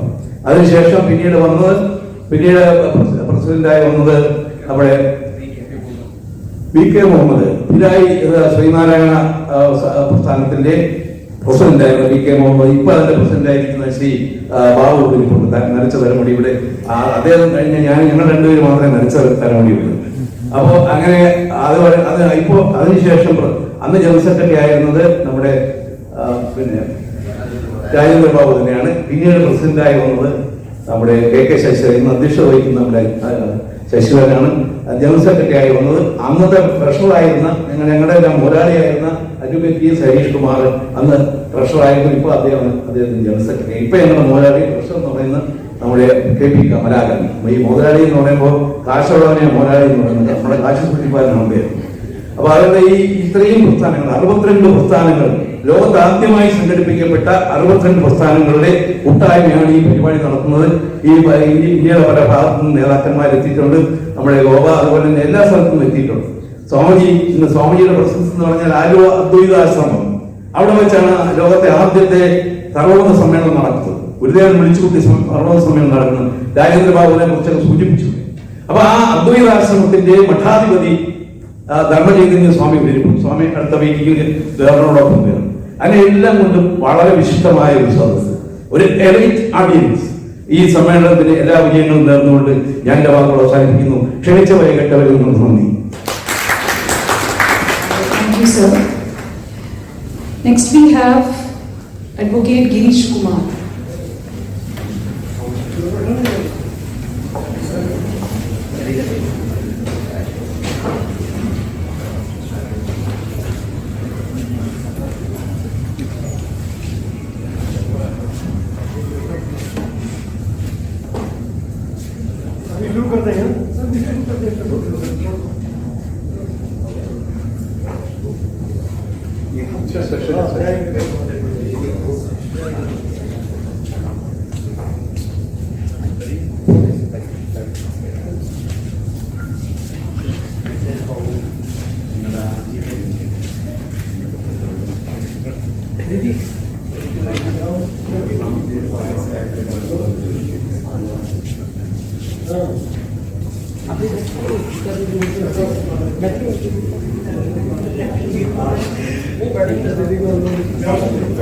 We have on stage Advocate Girish Kumar, National Vice Chairman, Panchajani Maharaj.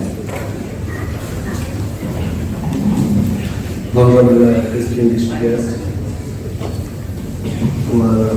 sitting on dais, as well as very prominent persons of the social circles also sitting as an audience.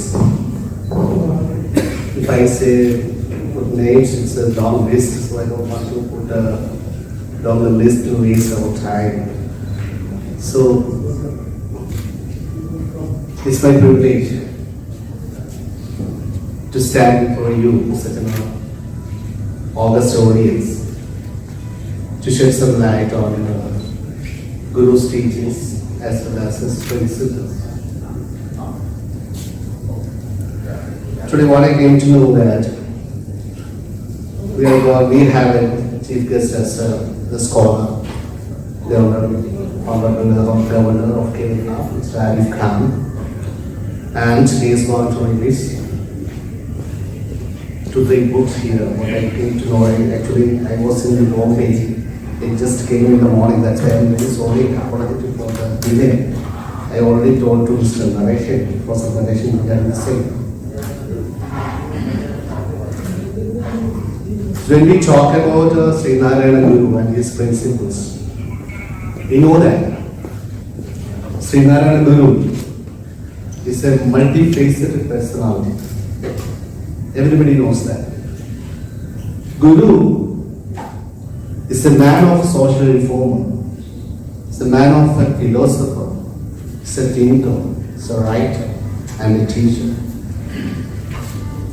The question before us is that whether we fully understood about the teachings of Gurudeva, we being the Keralites, I can say truthfully that we are not fully understood what Guru stands for.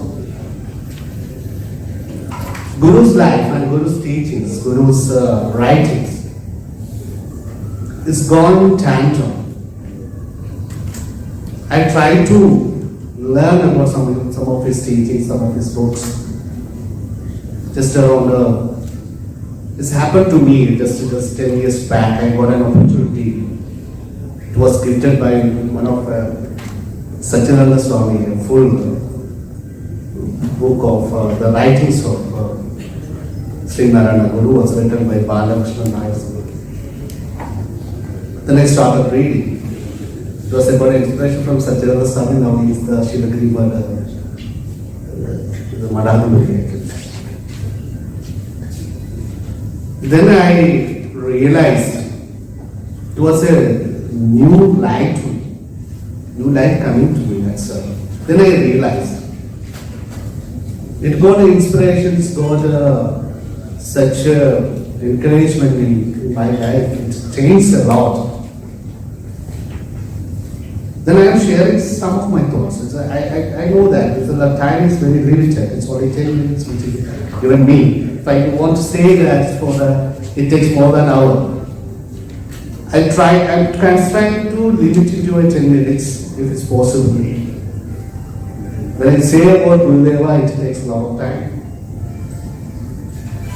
I want to share a small aspect of his life.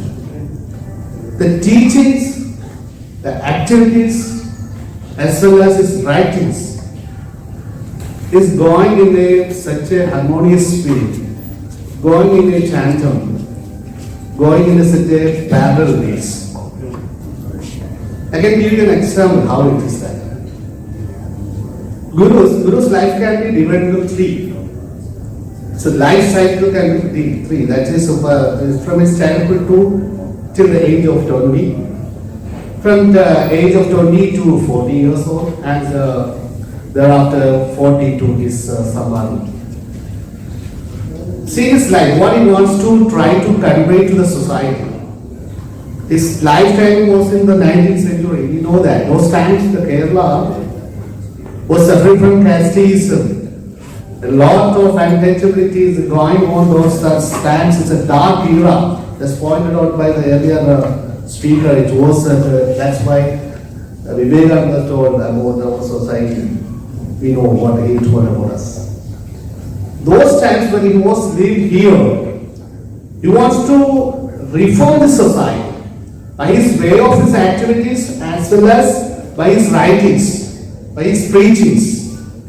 The first cycle of his life from the childhood to the age of 20 years old. His teachings, he was a student at those times, and he wrote poems like Vasudevashtakam, that's like another Bhadrakali Ashtakam, Chidambara Ashtakam, such a kind of poetry he was wrote. What was that? What he was want to convey to the society that?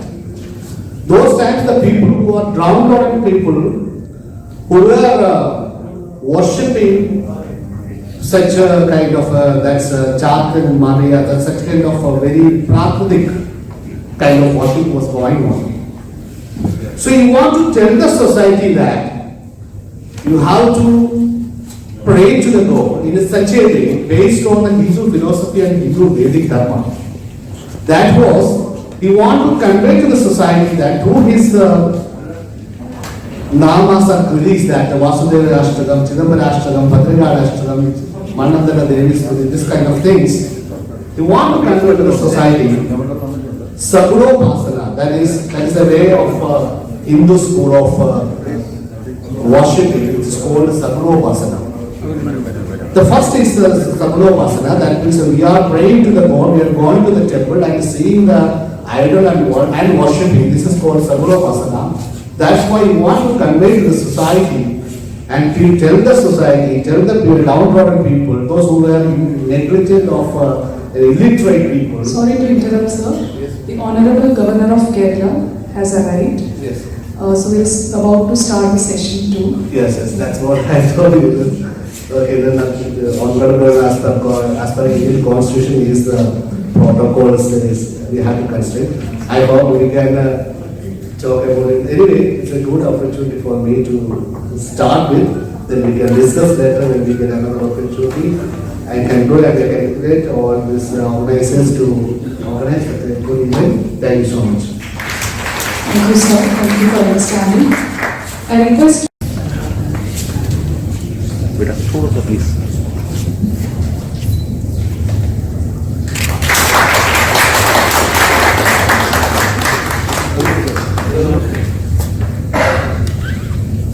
Sir.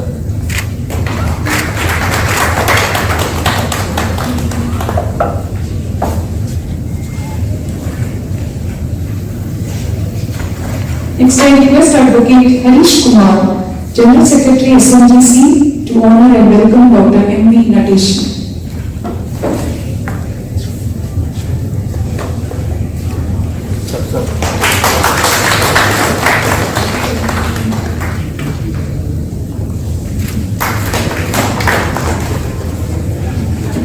Now I request Shri K.P. Kamalakaran, Treasurer SNGC, to honor and welcome Dr. P.C. Patanjali.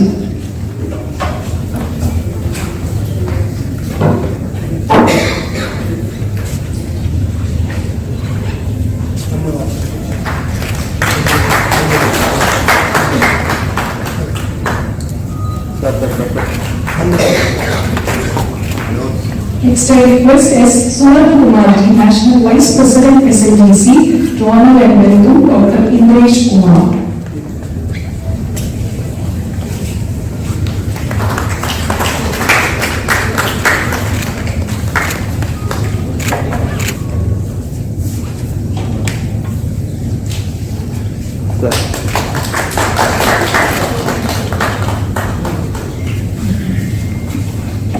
Next, I request Sri S. Satishanji, Joint Treasurer, SNGC, to honor and welcome Dr. C.K. Saluja.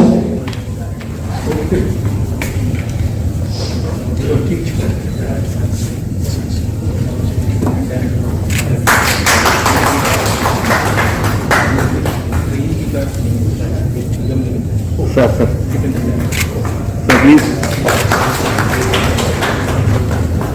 Now I request Advocate Harish Kumar, General Secretary SNGC, to give the welcome address.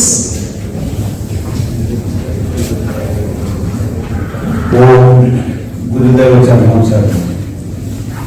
It's my proud privilege to propose welcome the distinguished guest and the enlightened gathering on this occasion of Centenary celebration of the first all-religion conference in Asia convened in Kerala by the great Saint Shri Narayana Guru in 1924, today at Constitution Club, New Delhi. We are honored with the presence of Honorable Governor Shri ARIF MOHAMMED, who spared his valuable time from his busiest schedule to inaugurate our centenary celebrations. We are sure that your profound thoughts and perspectives will inspire the year-long centenary celebrations and will make a truly high impact on the event. On behalf of SNGC, I take this opportunity to welcome our Chief Guest, Governor, Honorable Governor, Shri, for accepting our invitation and agreeing to inaugurate the Centenary deliberations, releasing the books and distributing the prizes. Warm welcome to Honorable Governor Shri ARIF MOHAMMED sir.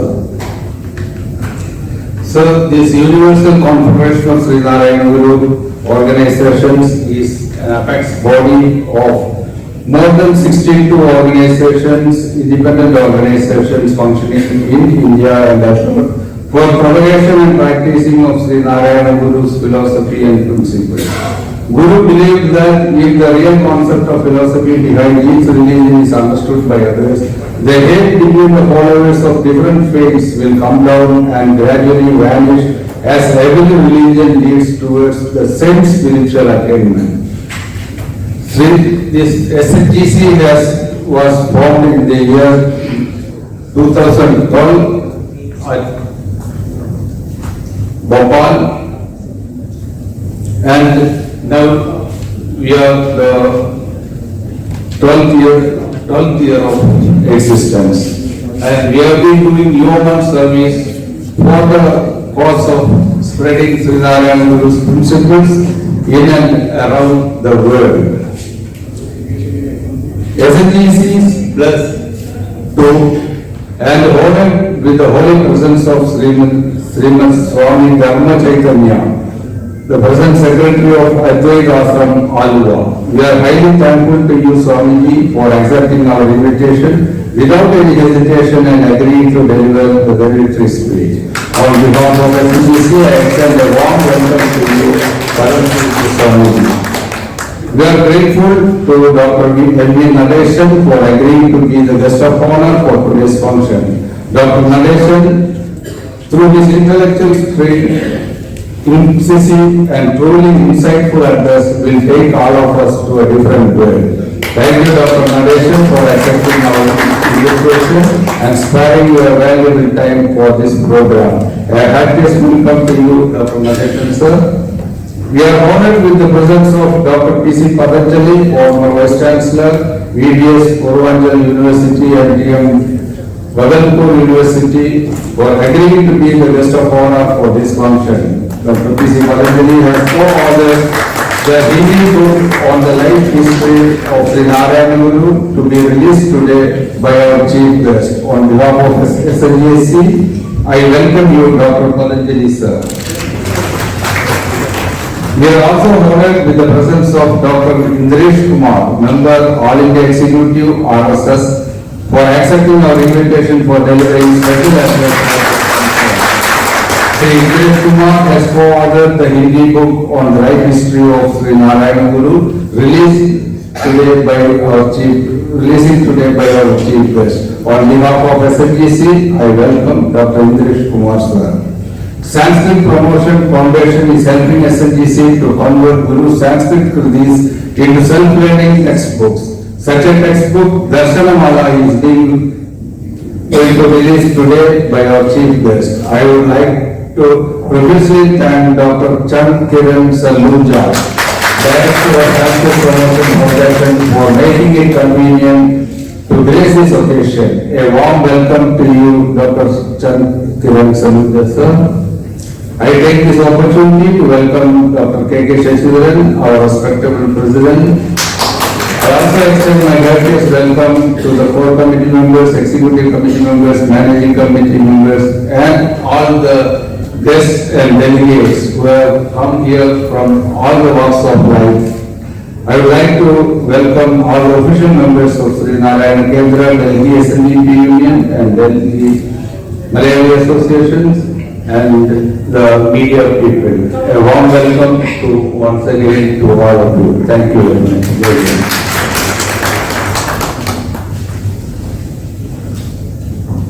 हम सभी को ज्ञात है कि Chicago शहर में विश्व का पहला सर्वधर्म सम्मेलन हुआ था, जिसमें स्वामी विवेकानंद जी ने भारत का प्रतिनिधित्व किया था। एशिया का पहला सर्वधर्म सम्मेलन 1924 में श्री नारायण गुरु जी ने अद्वैत आश्रम आलवा केरला में आयोजित किया। उसी अद्वैत आश्रम आलवा केरला के वर्तमान सचिव श्रीमद स्वामी धर्म चैतन्य आज हमारे समक्ष है। मैं उनसे अनुरोध करूंगी कि वे अपने पुण्य वचनों से हमें अनुग्रहित करें।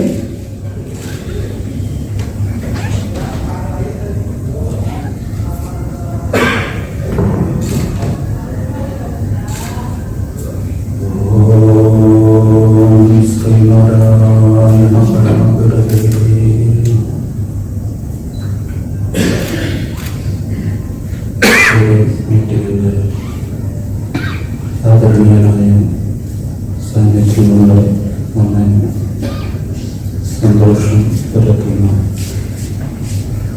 ആദരണീയ കേരള ഗവർണർ ശ്രീ ആരിഫ് മുഹമ്മദ് ഗൗരവോഷ്ഠരായിരിക്കുന്ന മറ്റ് മഹത്വങ്ങൾ ഇവിടെ വന്നു ചേർന്നിരിക്കുന്ന പ്രിയ സഹോദരി സഹോദരന്മാരെ എല്ലാവർക്കും വിനീതമായ നമസ്കാരം. ലോകത്ത് ആദ്യത്തെ സർവമത സമ്മേളനം എന്ന ഇപ്പോൾ പറയുന്ന സമ്മേളനം ചിക്കാഗോ നഗരത്തിൽ നടന്നതിന് കാരണം കൊളംബസ് എന്ന നാവികൻ അമേരിക്ക എന്ന ഭൂഖണ്ഡം കണ്ടുപിടിച്ചതിന്റെ 400ാം വാർഷികം അമേരിക്കൻ ഗവൺമെന്റ് ആഘോഷിച്ചതിന്റെ ഭാഗമായിട്ടാണ് ചിക്കാഗോ നഗരത്തിൽ ഒന്നാമത്തെ സർവമത സമ്മേളനം നടന്നത്. ഒന്നാമത്തെ സർവമത സമ്മേളനം അംഗീകരിക്കാൻ കൂട്ടാക്കാതിരുന്നതിന് കാരണം ആ സർവമത സമ്മേളനത്തിന്റെ ഉദ്ദേശം അത്ര ശുദ്ധമായിരുന്നില്ല എന്നുള്ളതുകൊണ്ടാണ്. ക്രിസ്തുമത പണ്ഡിതന്മാർക്ക് പ്രാമുഖ്യം നൽകിക്കൊണ്ടും കൂടുതൽ സമയം അനുവദിച്ചുകൊണ്ടും ക്രിസ്തുമതമാണ് ലോകത്തിലെ ഏറ്റവും ശ്രേഷ്ഠമായ മതമെന്ന് വരുത്തി തീർക്കുക എന്ന ലക്ഷ്യത്തോടു കൂടിയായിരുന്നു ആ സമ്മേളനം അവിടെ നടന്നത്. അതുകൊണ്ടായിരിക്കണം സുവർണ ഒന്നാമത്തെ സമ്മേളനം അംഗീകരിക്കാതിരുന്നത്. ആ അർത്ഥത്തിൽ അത് ശരിയാണ്. എന്നാൽ കേരളത്തിന്റെ സാമൂഹ്യ അന്തരീക്ഷം വളരെ കലുഷിതമായിരുന്ന 1920കളുടെ തുടക്കം 1921 മലബാറിൽ വലിയൊരു കലാപം നടന്നത് എന്ന് നമുക്കറിയാം. മാപ്പിള കേരള എന്ന പേരിൽ അറിയപ്പെടുന്ന ആ കലാപത്തിന്റെ അനന്തരഫലമെന്ന കേരളത്തിന്റെ കേരളമെന്ന് പറയാൻ കഴിയില്ല, തിരുവിതാംകൂർ കൊച്ചി മലബാറുമായി വിഭജിച്ച് കിടന്നിരുന്ന ആ മലയാള ഭൂമിയിൽ ഹിന്ദുക്കളുടെയും മുസ്ലിങ്ങളുടെയും ഇടയിൽ വലിയൊരു വിഭജനം സൃഷ്ടിക്കപ്പെടുകയും മതാത്മകമായിട്ടുള്ള ചിന്തയുടെ ഫലമായി രണ്ടു കൂട്ടരും മാനസികമായി വളരെ അകലുകയും ചെയ്ത സാഹചര്യത്തിലാണ് ശ്രീനാരായണ ഗുരുദേവ 1924 സർവമത സമ്മേളനം ആലുവ ജൈതാശ്രമത്തിൽ വെച്ച് വിളിച്ചു ചേർത്തത്. ഗുരുവിടെ ചെയ്തത് എല്ലാ മതങ്ങളിൽപ്പെട്ട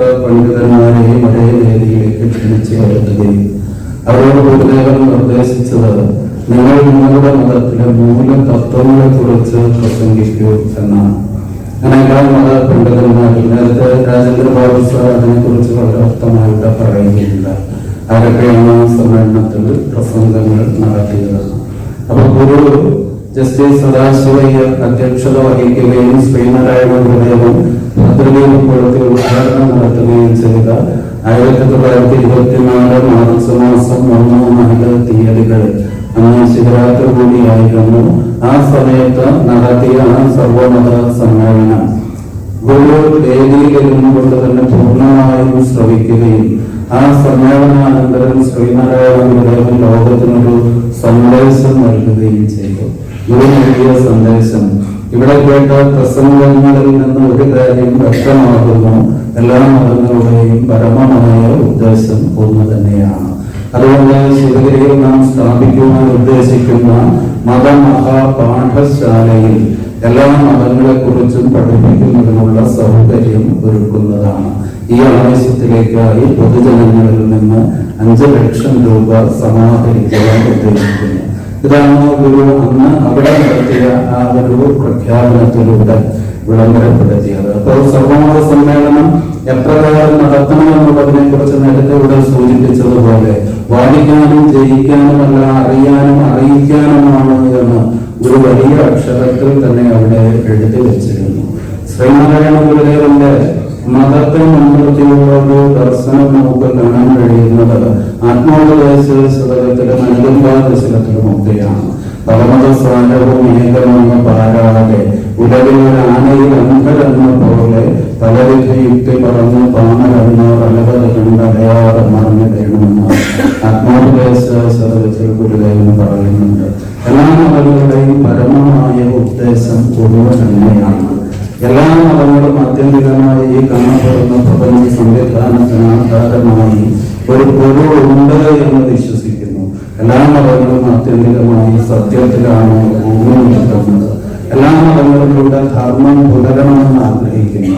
സാഹോദര്യവും സ്നേഹവും അഹിംസയും ഒക്കെയാണ് എല്ലാ മതങ്ങളുടെയും മതപ്രവാചകന്മാർ ലോകത്തിന് നൽകിയിരിക്കുന്ന മഹത്തായ മൂല്യങ്ങൾ.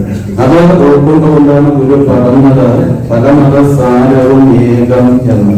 ഇത് മനസ്സിലാക്കാതെയാണ് സ്വന്തം മതം മാത്രമാണ് ശരിയെന്നും മറ്റു മതങ്ങളെല്ലാം അതിലെ പ്രതിപാദ്യങ്ങളെല്ലാം തെറ്റാണ് എന്ന് പ്രധാകരിച്ചുകൊണ്ട് അന്യമത വിദ്വേഷം നിലനിർത്തുന്ന ഒരു സമ്പ്രദായം അക്കാലത്തും ഉണ്ടായിരുന്നു.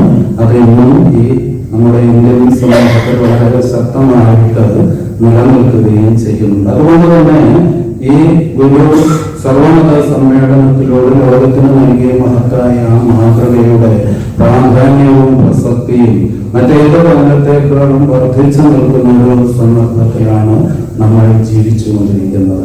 തുടർന്ന് ആത്മോപദേശ ശതകത്തിൽ തന്നെ ഗുരു പറയുന്നുണ്ട്, പൊരുത് ചെയ്യുന്നത് അസാധ്യം, ഒന്നിനോടൊരു മതവും പൊരുതാൻ ഒഴുകുകയില്ല, പരമതമായി തോർത്തിടാതെ പാഴെ പൊരുത് പൊഴിഞ്ഞിടുമെന്ന ബുദ്ധി വേണമെന്ന്. അത് ഗുരുവിടെ പ്രകൃതി ജയിക്കുക എന്ന് പറഞ്ഞാൽ രണ്ട് മതങ്ങൾ തമ്മിൽ പൊരുതിക്കഴിഞ്ഞാൽ ഒരിക്കലും ഒരു മതവും ഇവിടെ ജയിക്കാൻ പോകുന്നില്ല. മതം എന്ന് പറയുന്നത് ഒരു ആശയമാണ്. നിങ്ങൾക്ക് മനുഷ്യരെ കൊല്ലാം, മനുഷ്യരെ ഇല്ലായ്മ ചെയ്യാം, പക്ഷെ ഒരാശയത്തെ നിങ്ങൾക്കൊരിക്കലും നശിപ്പിക്കുവാനായിട്ട് സാധ്യമാകുകയില്ല. ആശയം ഇന്നും നിലനിൽക്കുക തന്നെ ചെയ്യും. മതാത്മകമായിട്ടുള്ള സംഘർഷങ്ങളും യുദ്ധങ്ങളും നമ്മുടെ ചരിത്രകാലം മുതൽ തന്നെ ലോകത്തിന്റെ പല ഭാഗങ്ങളിലും ഉണ്ടായിട്ടുണ്ട്. യൂറോപ്പിലൊക്കെ മധ്യകാലയളവിൽ കുരിശ് യുദ്ധങ്ങൾ എന്ന പേരിൽ ഇസ്ലാം മതവും ക്രിസ്തു മതവും തമ്മിൽ പോരാട്ടം നടന്നിട്ടുണ്ട്. ഭാരതത്തിലും ഇപ്രകാരം വിവിധമായ ചിന്താധാരകൾ തമ്മിലുള്ള ഏറ്റുമുട്ടലുകൾ പല സന്ദർഭങ്ങളിലും ഉണ്ടായിട്ടുണ്ട്. പക്ഷെ ഒന്നും ഒരു കാലത്തും ഈ യുദ്ധങ്ങളൊന്നും ഒരു മതത്തെയും ഇല്ലാതെയാക്കിയിട്ടില്ല. അതുകൊണ്ടാണ് ഗുരു പറഞ്ഞത് പൊരുത് ചെയ്യുന്നത് അസാധ്യം, ഒന്നിനോടൊരു മതവും പൊരുതാൻ ഒഴുകുകയില്ല എന്ന് ഗുരുദേവൻ പറഞ്ഞത്.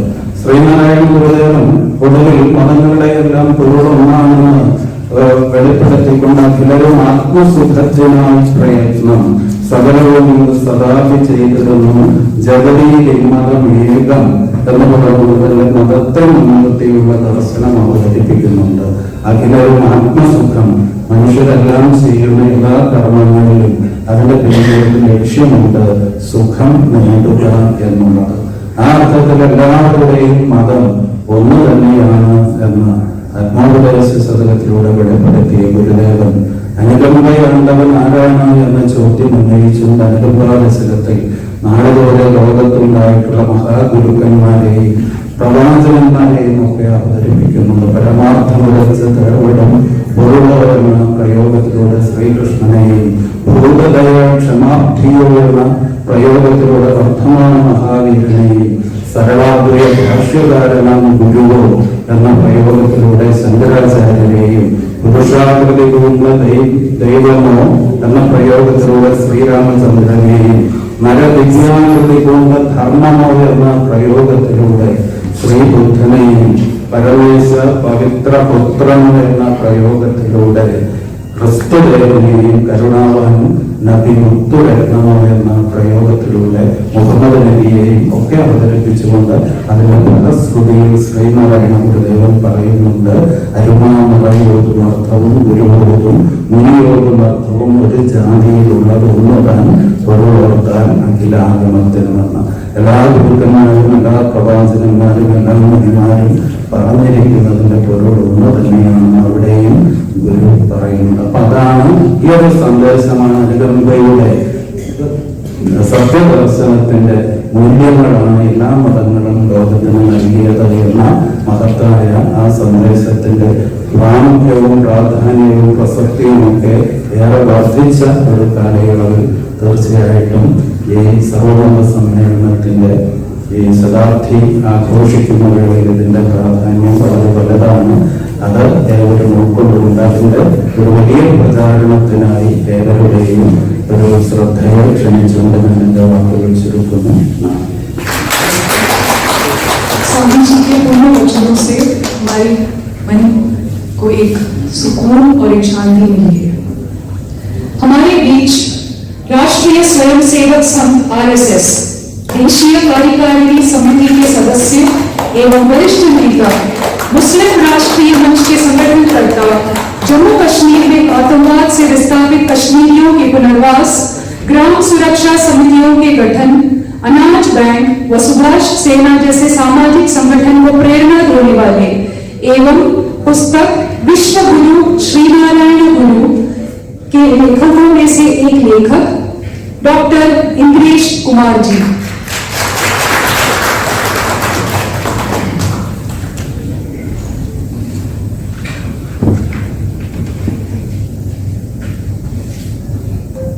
I will speak multi-linguistic.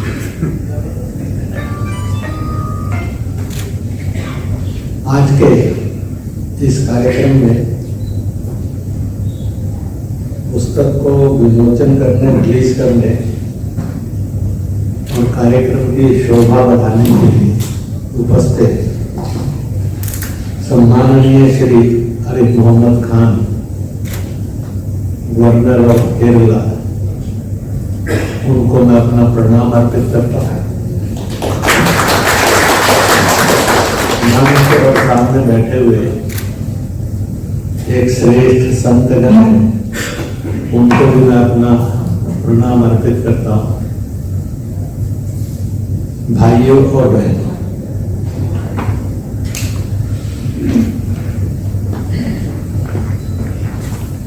क्रांतिवीरों के लिए और समाज सुधारकों के लिए एक कवि ने बड़ी सुंदर सी पंक्तियां कही है, नदी समय की बाढ़ के अक्सर सब बह जाया करते है समय बड़ा तूफान प्रबल पर्वत भी झुक जाया करते हैं, अक्सर दुनिया के लोग समय में चक्कर खाया करते हैं, लेकिन कुछ ऐसे भी होते हैं इतिहास बनाया करते हैं।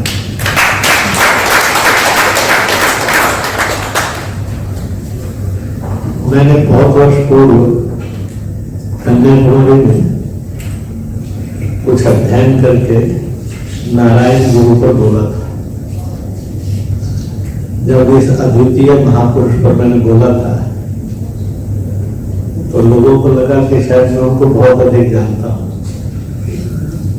इसलिए दक्षिण और उत्तर की खाई को पाट लिया जाए। उत्तर नारायण गुरु को याद करे,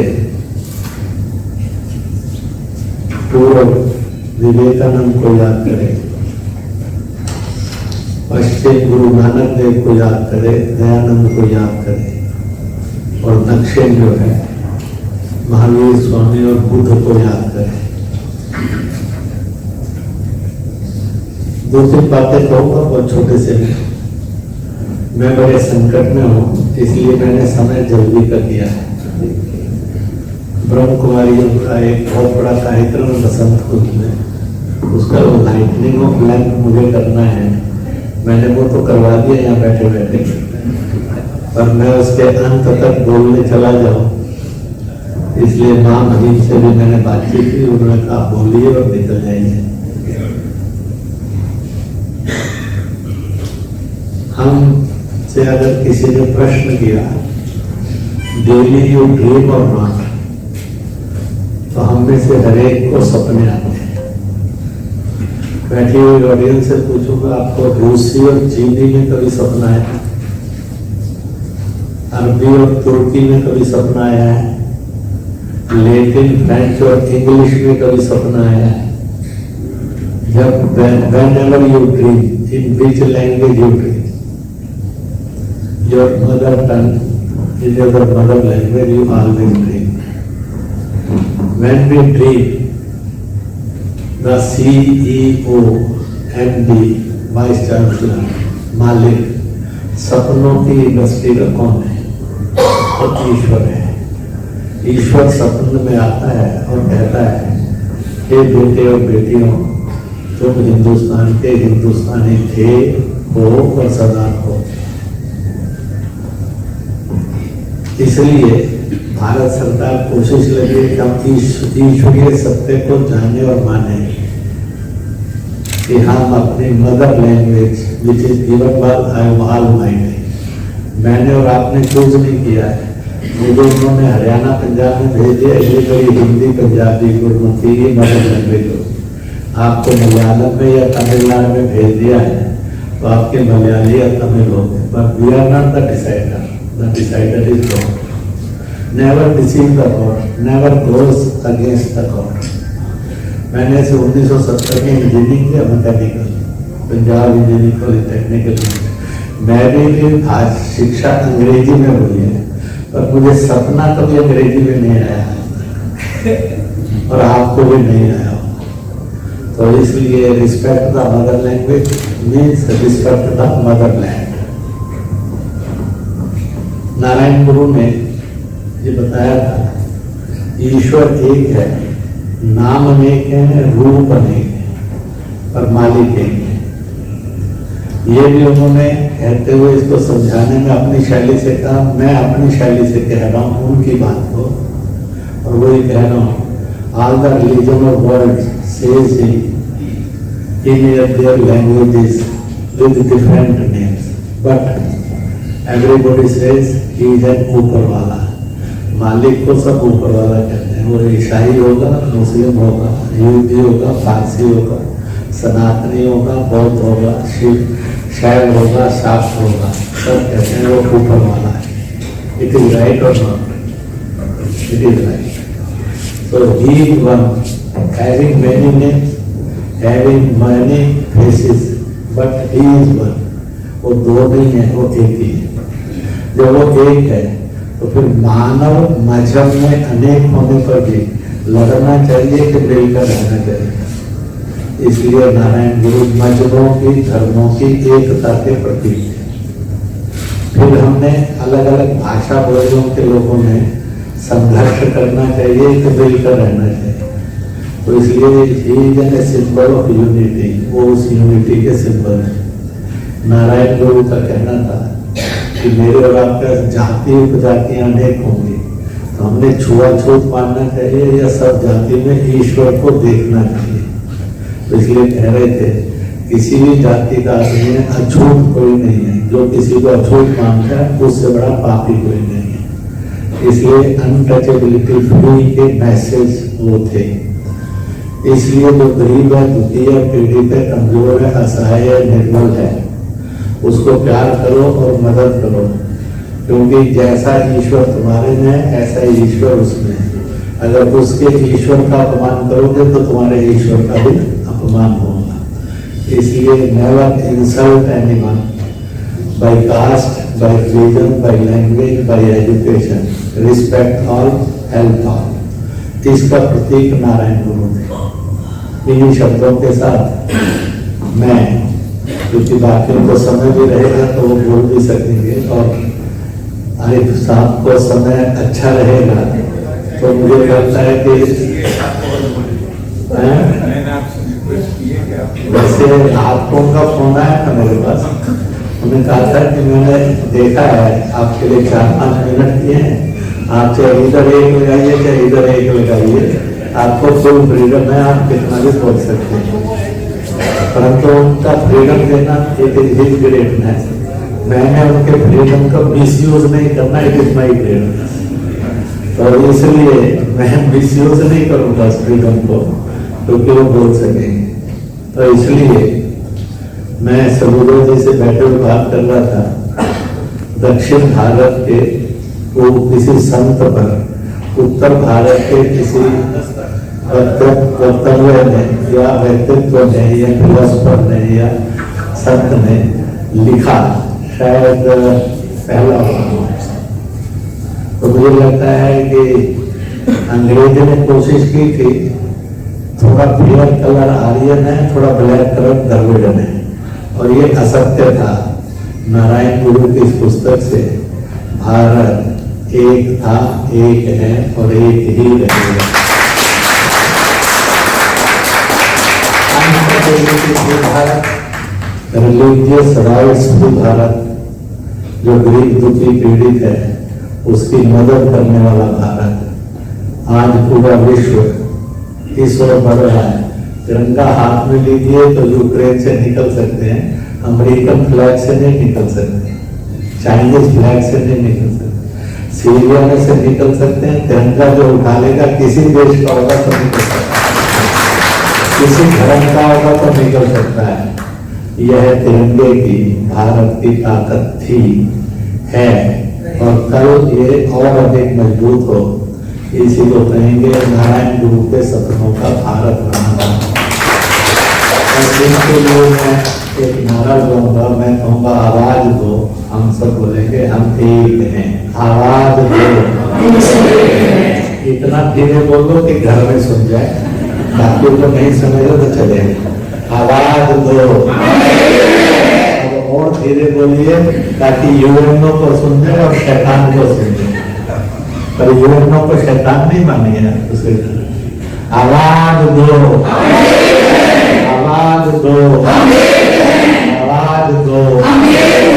भारत माता की, भारत माता की, वंदे वंदे। आप जय हिंद बोलेंगे, एक हिंद, एक हिंद, एक हिंद।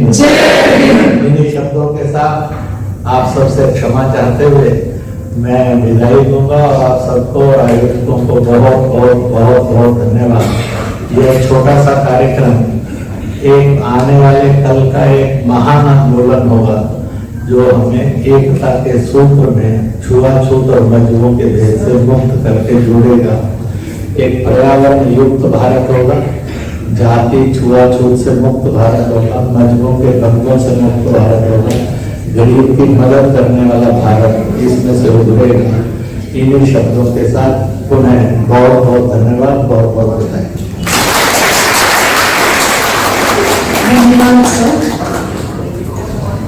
शिक्षा छात्र शास्त्र पाठ्यक्रम विकास राष्ट्रीय शिक्षा नीति पर इनकी विशेषता है, और जिनके सहयोग से श्री नारायण गुरुदेव की दर्शनमाला नामक दार्शनिक रचना सरल संस्कृत में सेल्फ लर्निंग किताब के रूप में तैयार किया, और आज इस कार्यक्रम में मुख्य अतिथि द्वारा विमोचन किया जाएगा।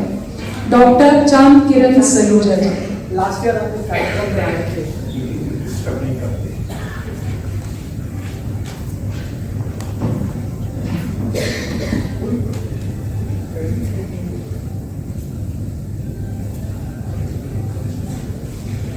श्रद्धे स्वामी जी, महामहिम केरल के राज्यपाल आरिफ मोहम्मद जी, नकेशन जी, पतंजलि जी, शशिधरन जी, हरीश जी, आप सबका मैं स्वागत करते हुए सबको नमस्कार करता हूं। कुछ वर्ष पहले मैं अपने पुस्तकालय में कुछ पुस्तकों को देख रहा था, तो उस समय स्वामी नारायण गुरु जी की एक पुस्तक मेरे हाथ में आई, वह दर्शनमाला, और उसी के साथ साथ एक और पुस्तक भी थी जिसमें संस्कृत के उनकी रचनाओं का कुछ संग्रह किया हुआ था। उसे देखा, जब दर्शनमाला पढ़ा तो मुझे अद्वैत के अनेक जो मेरे समक्ष उलझने थी, उस दर्शन माला को पढ़ने के बाद बहुत सारी उलझनों की दूरी हुई।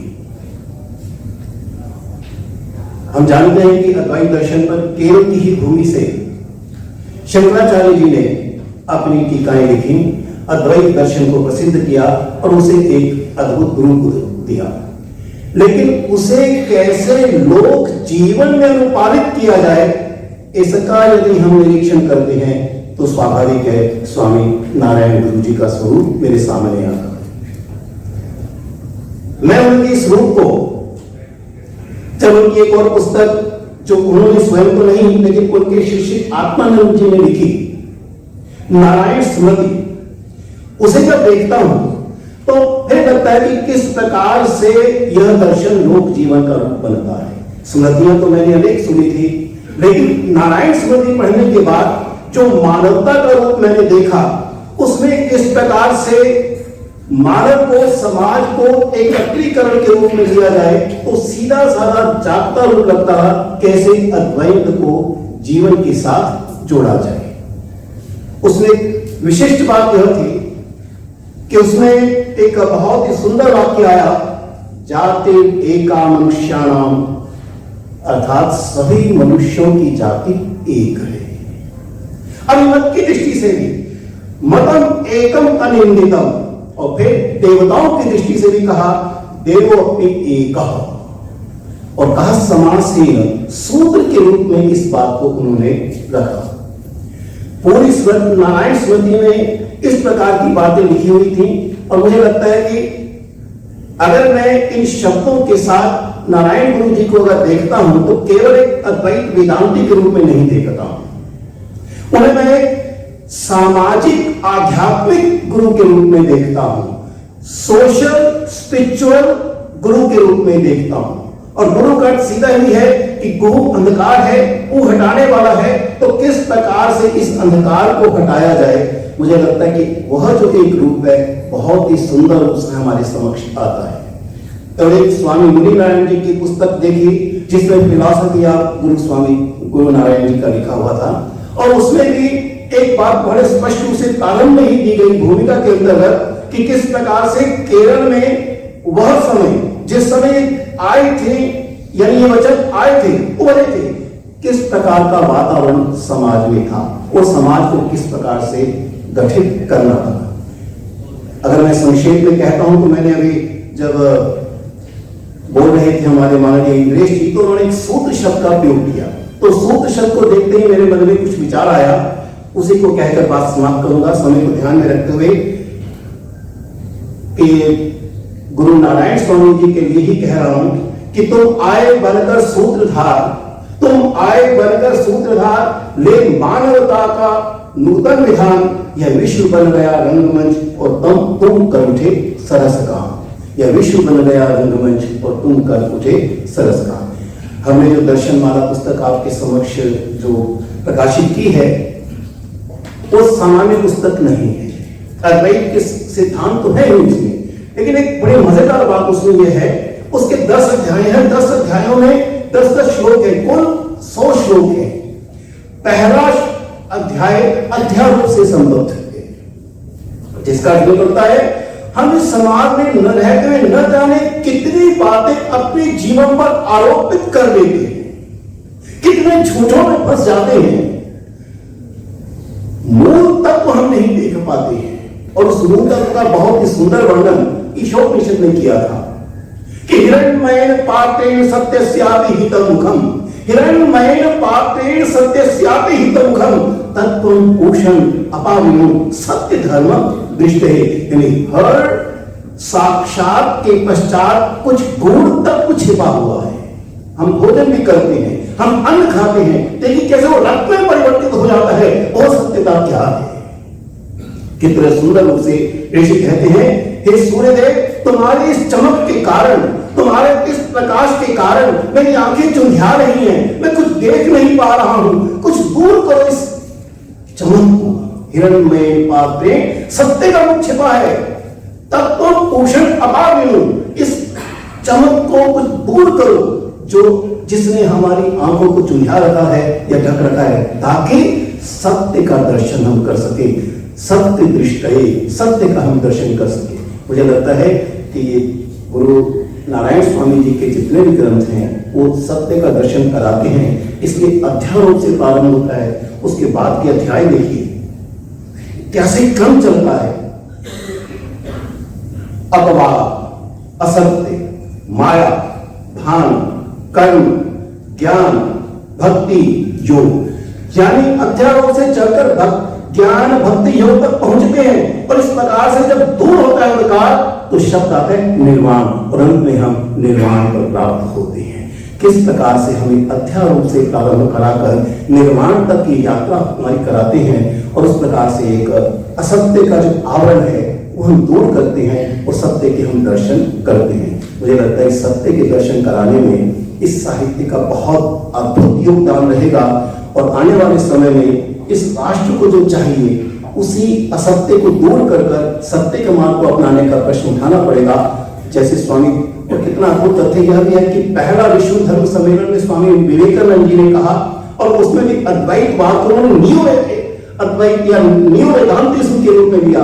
मुझे लगता है द्वितीय सम्मेलन के रूप में, विश्व धर्म सम्मेलन के रूप में यह जो वेदांत हमारे सामने आया है वो नूतन वेदांत के रूप में आया है, नयो वेदांत के रूप में आया है। इतनी बात कहकर मैं समाप्त करता हूँ। समय भी प्रिया हो तो क्षमा याचना। बहुत सरल शब्दों में दर्शनमाला का व्याख्यान किया है सरोजा जी ने, धन्यवाद। We have amongst us Dr. M.B. Nateshan, retired professor, Shri Shankaracharya University, Kaladi, Kerala, independent director, Rail Nigam, and an ardent follower of Shri Narayana Guru. Okay, thank you, sir. Thank you for your tagline. Gurave sarvalokanam bhishade bhavarukinam निधये सर्वविद्यानां दक्षिणामूर्तये नमः। Most respected chair of the session, Dr. K.K. Shashidharan ji, आदरणीय परमादरणीय धर्मचैतन्य Swami ji,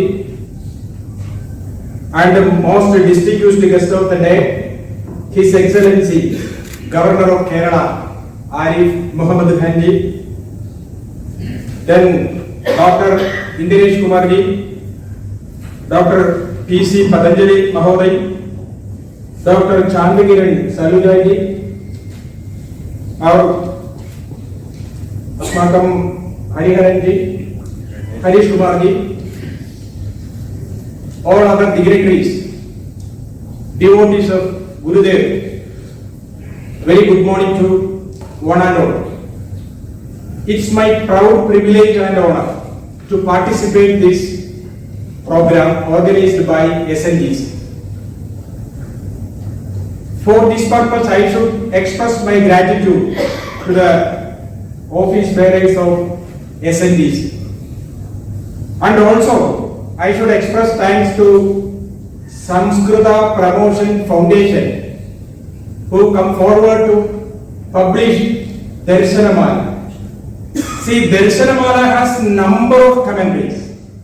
More than 35 commentaries I have gone through that commentaries. And studies, research has done. But this self-learning package is unique. See, this Darshanamala contains 100 verses divided into 10 parts, already mentioned. And it is actually analyzed in 10 aspects: word level, sentence level, grammatical level, and other aspects. And this Promotion Foundation is pioneering this field. They have prepared a number of such packages related to yoga, Ayurveda, Natya Shastra, Vyakarana, Dharma Shastra, Vedanta, etc., etc. And they have their own online platform for teaching these packages. See, hereafter, this Darshanamala, this self-learning package, will accept several universities for their UG and PG programs. Almost all commentaries and studies so far has done in Malayalam language. So, other part of the country, they have no idea about the Darshanamala. SNGC is actually leading this type of academic activities. See, we know Shri Gurudeva, a saint philosopher and a social philosopher. He revitalized the knowledge system of India with a new perspective and applied it for social transformation. Guru brought about a thorough revolution in the social, educational, spiritual, philosophical life and thought of Kerala. He had such a brilliant mind, scientific viewpoint, and rational perspective that appeals to the people of the world. And his core values, what is his core value? Humanity, morality, and spirituality. These three things are highly needed for the success of a person. According to Guru, philosophy is not a privileged discourse of privileged class. And basically Guru is a Vedanti, Advaita Vedanti. But Gurudeva is not against any other philosophies like Dvaita, Vishishtadvaita, Buddhism, Jainism, Shaivism, Shakraya, and so on. In short, Guru's philosophy is inclusive philosophy. And what is the crunch of his discussion his discussion is the fundamental aspects of education. Education for man-making education. Education for character building education. Education for system building of the society. So automatically a question will arise. What is the sociological foundation of education of Shri Narayana Guru? What is the philosophical foundation of Shri Narayana Guru? And so on. See, Gurudeva's philosophy of education is for the welfare of all the world. Sarve bhavantu sukhinah, sarve santu nirama. That is the crunch of his philosophy.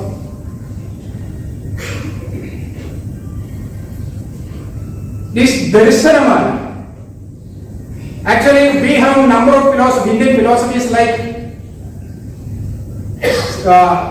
Dvaita, Advaita, Yoga, Sankhya, Vaisheshika, Nyaya, etc. and etc. Darshanamala, he presented 10 viewpoints for the Satya Darshana. Satya Darshanartham Vibhinna Drishti. Tatra, there is no space for text or even God. There is no space for God, religion, caste, language. So that type of composition he has done in Darshanamala. Yes, the Samskrita foundation is prepared this self-learning Atma Bodha Nimittam for self-awareness. This book has prepared. Definitely, this upcoming new education policy, it highlights Indian knowledge system. So, Guru's Advaita is a scientific explanation of Atma. scientific explanation of Brahma Vidya. That type of science, Shastra, definitely will accept. Our educationists like Chandakiran, Salujaji and others. He advises that he not only his philosophy but his educational principle that we needed. His teacher education policy that we needed.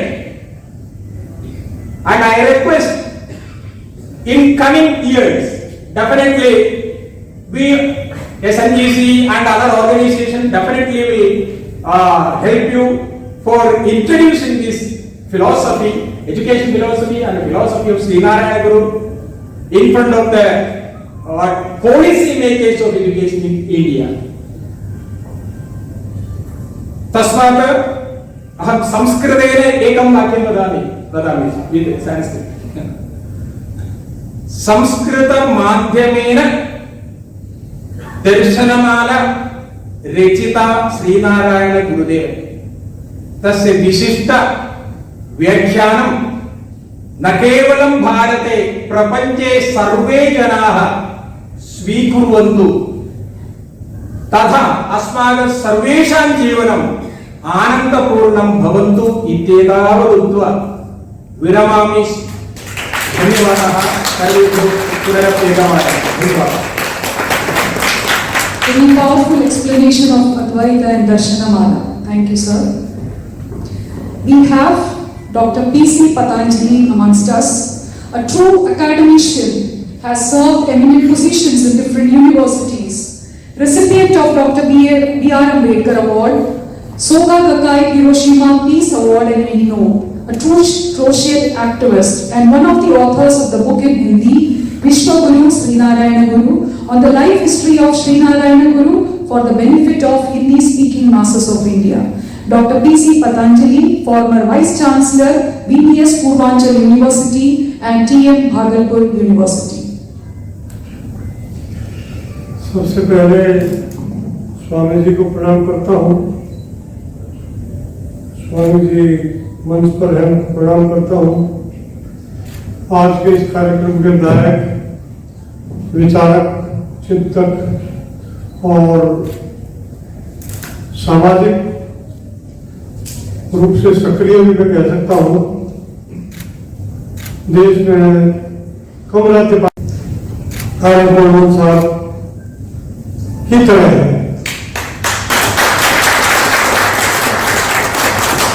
सारी protocol के बावजूद वो एक सामान्य व्यक्ति की तरह अपने आप को प्रस्तुत करते हैं, सामान्य व्यक्ति की पीड़ा से चिंतित रहते हैं और ऐसा न होता तो आज इस कार्यक्रम में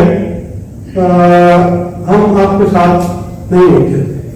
आपके और श्रोताओं के बीच में कुछ सुविधा जी और राजेंद्र जी, मैं आपके और आपके बीच में ज्यादा देर नहीं रहना चाहता, समय भी कम है। फिर भी पुस्तक के बारे में और गुरु जी के बारे में संक्षेप में कुछ वाक्यों में मैं बता देता हूँ। ऐसा माना जाता है कि सृष्टि के जिस भूभाग पर अधर्म, पाप, अत्याचार, शोषण आदि अमानवीय प्रवृत्तियां बढ़ जाती हैं तो मानवता के उद्धार हेतु किसी महान आत्मा का भूमि पर जन्म होता है, अवतरण होता है। और इसी लोक आस्था के कारण भारत के दक्षिणी छोर में बसे केरल में महान आत्मा विशेष परिस्थितियों में कष्ट निवारण हेतु मानव रूप में जन्म लेती है। माना जाता है हजारों साल तक होती है, हजारों साल तक होती है अपनी बेजोड़ी पर लंगिश, तब जाकर होता है कोई गिरावट पैदा। मुझे लगता है कि ये गिरावट पूज्य स्वामी जी हुए और उनके बारे में संक्षेप में स्वामी नारायण गुरु युगद्रष्टा और दूरदर्शी व्यक्ति थे। वे एक ही साथ विद्वान, कवि, आध्यात्मिक गुरु, शिक्षक, प्रबंधक, समाज सुधारक, योगी एवं धार्मिक नेता थे।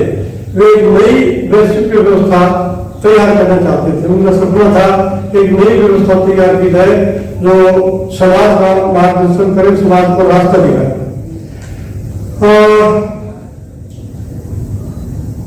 वे इस लक्ष्य को प्राप्त करने के लिए गुरु ने तत्कालीन मद्रास प्रेसिडेंसी में केरल को अपनी प्रयोगशाला बनाया।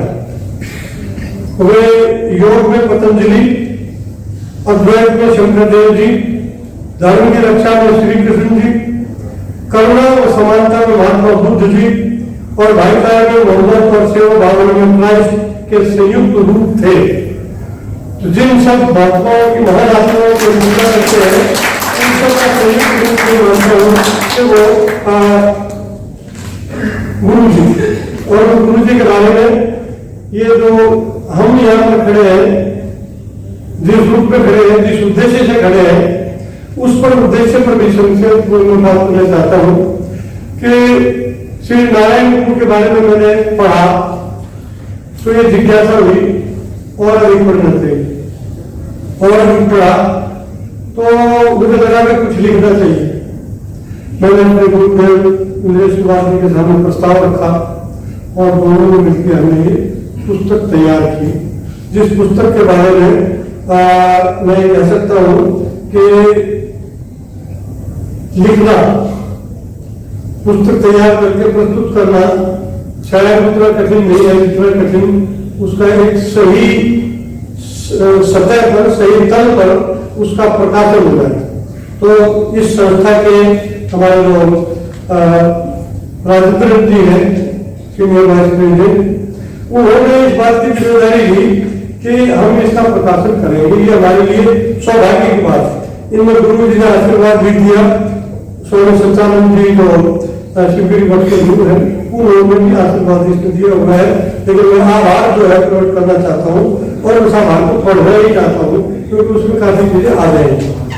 सुदूर दक्षिण भारत के केरल राज्य में शिक्षित हुए और समाज के अंतिम छोर पर पड़ी उपेक्षित जातियों के सर्वांगीण विकास के लिए जिन्होंने अपना जीवन समर्पित कर दिया था, ऐसे सामाजिक समरसता के महान गुरु श्री नारायण गुरु की ख्याति देश विदेश में पहुंच चुकी थी। गुरु के बारे में कई वर्षों पहले कुछ साहित्य को पढ़ने को मिला था। इसी बीच हैदराबाद निवासी डॉक्टर राजेंद्रन से संपर्क हुआ। ये श्री नारायण गुरु एजुकेशन एवं कल्चरल सोसाइटी हैदराबाद के अध्यक्ष और universal federation of Shri Narayana Guru organisation के महासचिव थे। मेरे अनुरोध पर उन्होंने श्री नारायण गुरु पर अंग्रेजी में लिखित बहुत सारी पुस्तकें मुझे लिटरेचर इन्होंने अवेलेबल करा। गुरु के संदेश को जन सामान्य तक पहुंचाना मेरा लक्ष्य था। एक द्वीप और जलता हुआ एक दीप वो भारत के किनारे पर न रहे, उसका प्रकाश, उसका ज्ञान, उसकी ज्ञान गंगा वो पूरे देश में जाए, इस उद्देश्य से इस पुस्तक को लिखा गया था। आपने छापा, हम आपके प्रति आभार प्रकट करते हैं। और हमारा जो एक बात उद्देश्य था जो माननीय राज्यपाल जी ने इस मंच पर आने से पहले साझा किया और मुझे बहुत अच्छा लगा। मेरे लिए मुझे लगता है कि वो बहुत बड़ा कहना चाहिए आशीर्वाद था कि मैं ढूंढ रहा था ऐसे व्यक्तियों को, और दिल्ली विश्वविद्यालय में मैंने ये कहा कि श्री नारायण जी पर हिंदी में पुस्तक लिखी जानी चाहिए।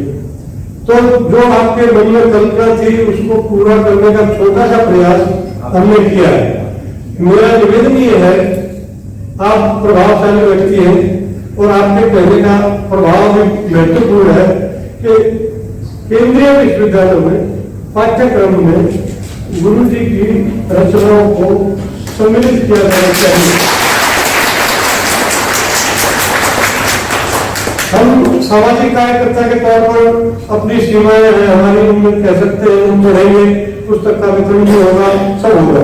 मैं अंत में इस कार्यक्रम के संयोजन में आप सब लोग आए, आप सबका आभारी हूँ। गीता जी की भूमिका महत्वपूर्ण रही है, तो गीता बहन को भी मेरा धन्यवाद है। और आप लोगों ने जो कार्यक्रम आयोजित किया, इस 3 रचनाओं को लोकार्पित करने के लिए बात नहीं किया है। मूल बात जो माननीय राज्यपाल जी को बताई भी गई और बाद में बताई गई, हमने तो कहा था इनको पहले ही बता दीजिए। स्वामी विवेकानंद ने 1893 में शिकागो में सर्व धर्म सम्मेलन में भाग लिया।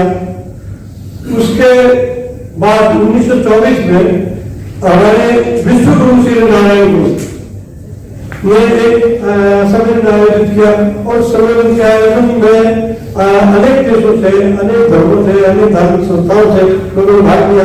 उन्होंने अपने उसमें लिखा हुआ क्या था, मजेदार बात यही है, आपको पढ़ना लायक, ये पढ़ने लायक इसलिए है कि उससे उद्देश्य स्पष्ट हो जाता है। उन्होंने अपने द्वार पर लिखा था, जैसे हम बैनर टांगते हैं ना, उन्होंने अपने द्वार पर लिखा था, विवाद और विजय के लिए नहीं, विवाद और विजय के लिए नहीं, अभी तो जानने और जताने के लिए आपका स्वागत है। सब देशों, सब धर्मों, सब संस्थाओं के लोगों को इन्हें उन्होंने किया था। इस तरह के व्यक्ति की, इस तरह के सर्वज्ञ व्यक्ति की के ऊपर छोटा सा प्रयास किया गया है, बहुत कुछ लिखने को शेष है। मेरी सीमाएं क्या थी, समुदाय भी जानते हैं, पुराने मित्र हैं, मुझे नहीं जानता, हिंदी के शशि धर्म जी नहीं जानते, तो बीच में क्या रास्ता था, अंग्रेजी का जितना साहित्य उपलब्ध हुआ उसको हमने पढ़ा और उसके आधार पर छोटी सी पुस्तक तो आपके सामने है और मेरा निवेदन है कि इस पुस्तक को विस्तृत किया जाना चाहिए। विस्तृत इसलिए किया जाना चाहिए, इसे समझने के लिए लिखी गई है, केवल विद्वानों तक ये सीमित नहीं रहेगी। धन्यवाद, जय हिंद। प्रेरणादायी शब्द डॉक्टर पतंजलि।